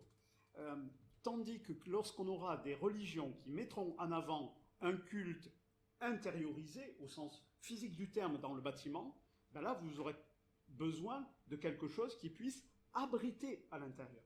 Et donc, à ce moment-là, on le voit avec le Parthénon d'Athènes, ou tous ces temples grecs ou romains, désormais, les éléments stratégiques vont être à l'intérieur du bâtiment, puisque le rôle du bâtiment va être désormais d'abriter des choses liées au culte, soit des statues sacrées, soit des choses comme ça, alors que tous les temples pyramidaux qu'on a vus, on met de côté les tumulus qui là ont une fonction funéraire, voilà. Les pyramides égyptiennes, elles avaient une fonction funéraire aussi, mais les autres que vous avez vues, en fait, c'est des plateformes surélevées. Et donc, le culte se fait au-dessus, et donc, quand vous aurez des religions qui parleront même de maison de Dieu, au sens où les fidèles se réunissent à l'intérieur pour prier, vous comprenez bien que ça n'a pas d'intérêt, une pyramide. Par contre, vous aurez besoin d'un bâtiment comme une basilique grand, qui puisse abriter beaucoup de monde, etc., etc. Et donc, on voit qu'il y a une modification des architectures religieuses en fonction des types de credos, de croyances et de convictions, notamment dans la pratique cultuelle. Quand en fait, vous avez un culte qui peut se faire vers l'extérieur, à ce moment-là, le bâtiment peut être qu'une simple plateforme, ça pose pas de problème, au contraire, c'est très utile. Tandis que quand vous aurez des cultes, grosso modo, de l'intériorité, dans le rapport au sanctuaire, désormais, on abandonnera ce type de logique de plateforme surélevée. Alors, pour petite information, il faut savoir que les temples grecs, le culte n'a pas lieu à l'intérieur du bâtiment. Les bâtiments que vous voyez, c'était pour garder les trésors, les offrandes, les cadeaux offerts aux dieux. Parce que chez les Grecs, le culte, comme l'hostie levée par le prêtre à l'église le dimanche, c'est en fait des offrandes que l'on brûle sur un feu sacré, et il faut que la fumée, elle monte pour titiller les narines de Zeus et des autres Olympiens. Et donc ça, vous comprenez que ça ne se faisait pas à l'intérieur du bâtiment. Donc ça se faisait souvent devant, dehors, à l'extérieur. Les fonctions des temples grecs ne sont pas encore des endroits où les fidèles viennent prier, ce sont des endroits où on dépose les trésors de la divinité. Donc on y rentre, on peut voir, mais ce n'est pas techniquement encore le lieu de culte. Alors que les églises que nous connaissons, les synagogues, les mosquées, ce sont des lieux de culte, d'intériorité, puisque le culte se fait à l'intérieur du bâtiment. Voilà. Et donc là, vous avez même des relations entre les types de croyances religieuses et les types d'architecture, comme vous avez des relations entre les types de dieux et les types d'architecture. Quand vous avez des dieux ouraniens, on construira des sanctuaires plutôt en hauteur qui montent vers le ciel. Quand vous avez des dieux chtoniens de la terre-mer, vous montez pas en hauteur. Vous allez plutôt au contraire creuser ou être au niveau du sol. Donc vous avez aussi toute une partition des types de lieux de culte, au point de vue de leur agencement et de leur rapport spatial, en fonction du type de culte présent. Alors comme nous, on est dans des religions plutôt ou des traditions d'inspiration monothéiste, on connaît surtout finalement des bâtiments qui montent vers le ciel, parce que c'est dans ce rapport où on plaçait Dieu en haut. Alors que quand vous êtes dans des cultes de la fertilité, où c'est un culte de la terre, de Cérès chez les Grecs ou chez les Mayas, donc lié à ce qui est sous terre, parce que c'est là où peut se faire la vie, où se trouve l'eau, on fera les offrandes dans les cénotes, par exemple, si vous connaissez, pas sur les pyramides. Les pyramides Mayas que vous verrez sont toujours dédiées au dieu. Eh ben merci FI 2025 pour le follow. Bientôt les 50. Alors, j'arrive pas à voir combien j'ai d'abonnés quelque part, mais je pense que ça va être bientôt 50. Cool. Donc, tandis que les dieux de la végétation, ou les dieux de l'eau, ou les dieux de... Donc là, je fais la dernière case de ma planche de BD. C'est un banquet type Astérix, hein, en toute modestie, évidemment. Je ne prétends pas... voilà, avec une table ronde et un feu au milieu. Et on mange. De la terre, eux auront des sanctuaires qui seront différents. Voilà. Donc ce qui fait que si on ressort de tout ce que je vous expliquais, ça explique aussi pourquoi les temples pyramidiaux vont disparaître des pratiques sanctuales en termes d'architecture. Ce qui est d'ailleurs un point qui invalide l'idée de l'universalité de ce type d'architecture. Tout à fait. Or, c'est ce que je vous ai expliqué, depuis très longtemps, nous n'en avons plus, pour des raisons qui ne sont pas architecturales, parce que si on veut faire une pyramide, on peut faire une pyramide. Donc si je comprends bien, il est fini le temps des pyramides. Bon, allez, j'arrête. Voilà. Mais parce que le rapport aux activités religieuses dans les religions concernées font que ce n'est pas ce type de bâtiment religieux qu'on va avoir. Alors on garde le clocher parce qu'il monte plus près de toi, mon Dieu, en quelque sorte. Bon, on peut y placer les cloches ou des choses comme ça, mais il n'a plus du tout la fonction d'une pyramide, puisque ce sont des bâtiments qui sont des maisons de Dieu. Enfin, des maisons où le culte, se fait à l'intérieur. Donc, ce qui fait que tous ces délires que vous allez trouver sur les pyramides, alors après, pyramide par pyramide, si on prend Gizeh, si on prend tel autre truc, il faudrait faire un topo spécifique, parce qu'à chaque fois, vous aurez des types de théories qui seront émises pour ces pyramides spécifiquement. Voilà. Donc là, ce que j'essayais de vous expliquer, c'est que oui, il y a des formes pyramidales dans les sanctuaires et les temples, mais en fait, c'est pas si universel que ça. C'est un moment précis de l'histoire des religions, et surtout, c'est un moment précis de l'histoire des techniques architecturales. Et c'est ce qui explique pourquoi des civilisations qui n'étaient pas en contact, qui n'étaient pas en relation, séparées par des millénaires et des dizaines de milliers de kilomètres, vont retrouver les mêmes trucs pour construire. Ça, c'est ce qu'on appelle de l'exaptation. C'est-à-dire, c'est une forme d'adaptation, c'est-à-dire des contraintes qui sont imposées, qui fait que vous passez par les mêmes étapes dans le développement architectural. On n'a pas commencé l'écriture avec une écriture alphabétique, on a toujours commencé l'écriture avec des idéogrammes.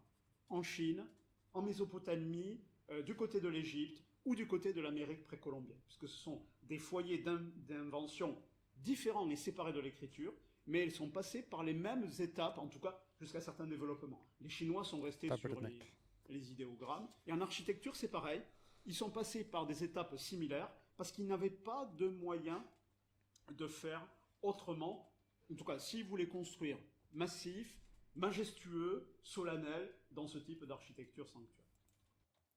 Donc si je comprends bien, l'idéogramme est à l'écriture, ce que la pyramide est à l'architecture. Voilà. Les Chinois, ils sont restés à la pyramide.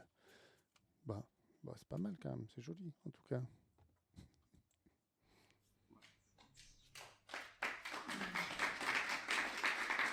Ah, c'est fini.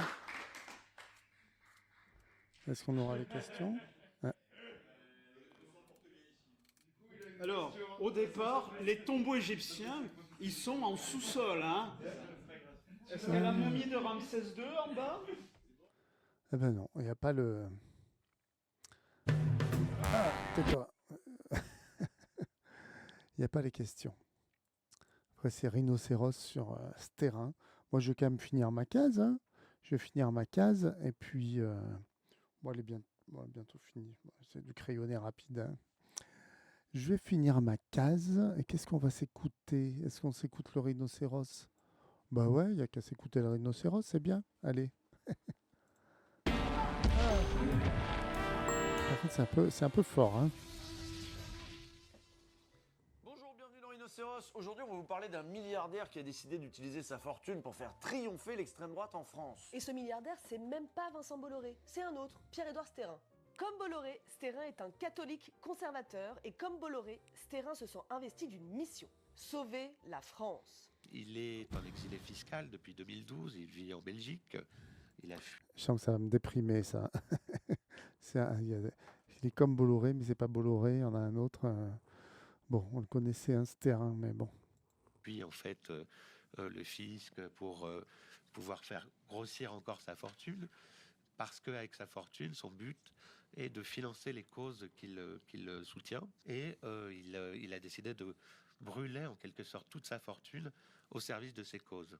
Avec le plan Périclès. Ce plan, Périclès, c'est tout un projet qui a été révélé par le journal L'Humanité en juillet 2024. C'est une feuille de route pour préparer la France à la prise de pouvoir de l'extrême droite, mais c'est aussi pour préparer l'extrême droite à prendre et exercer le pouvoir. Et tout est écrit, c'est fou. Alors autant Bolloré, si tu lui demandes, lui il va nier, il va dire non pas du tout, je n'ai pas d'agenda politique. Autant Stérin, il dit oui, regardez, c'est tout écrit. Rien que ça, c'est quand même étonnant et c'est pour ça que ça a forcément intéressé les journalistes. Il date de quand? Parce qu'on connaît cette histoire de Périclès, là. Il date de quand, ce rhinocéros, là?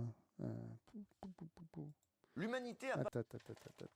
J'échappe. 1,4 million d'abonnés, presque comme moi. Il y a 6 jours. Ah bah non, c'est récent. Pourquoi il reparle de ça alors? C'est l'Humanité en publié parler. sur ce terrain depuis ses révélations de 2024 et continue de documenter les activités du milliardaire.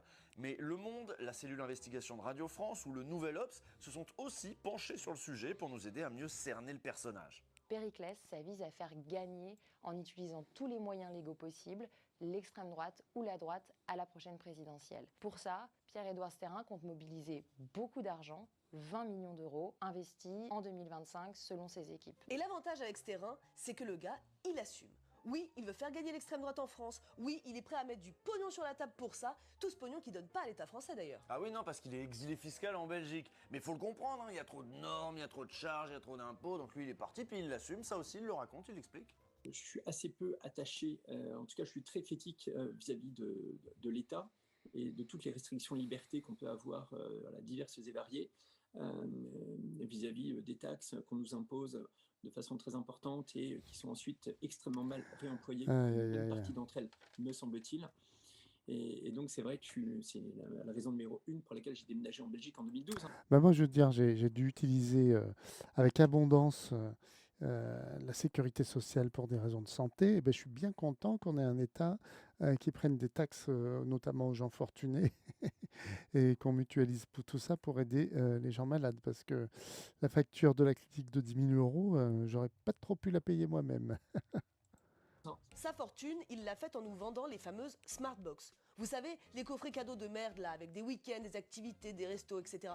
Sa société, le Smartbox Group, domine le marché et bien entendu, elle n'est pas non plus domiciliée en France. Et moi, j'en ai acheté des Smartbox.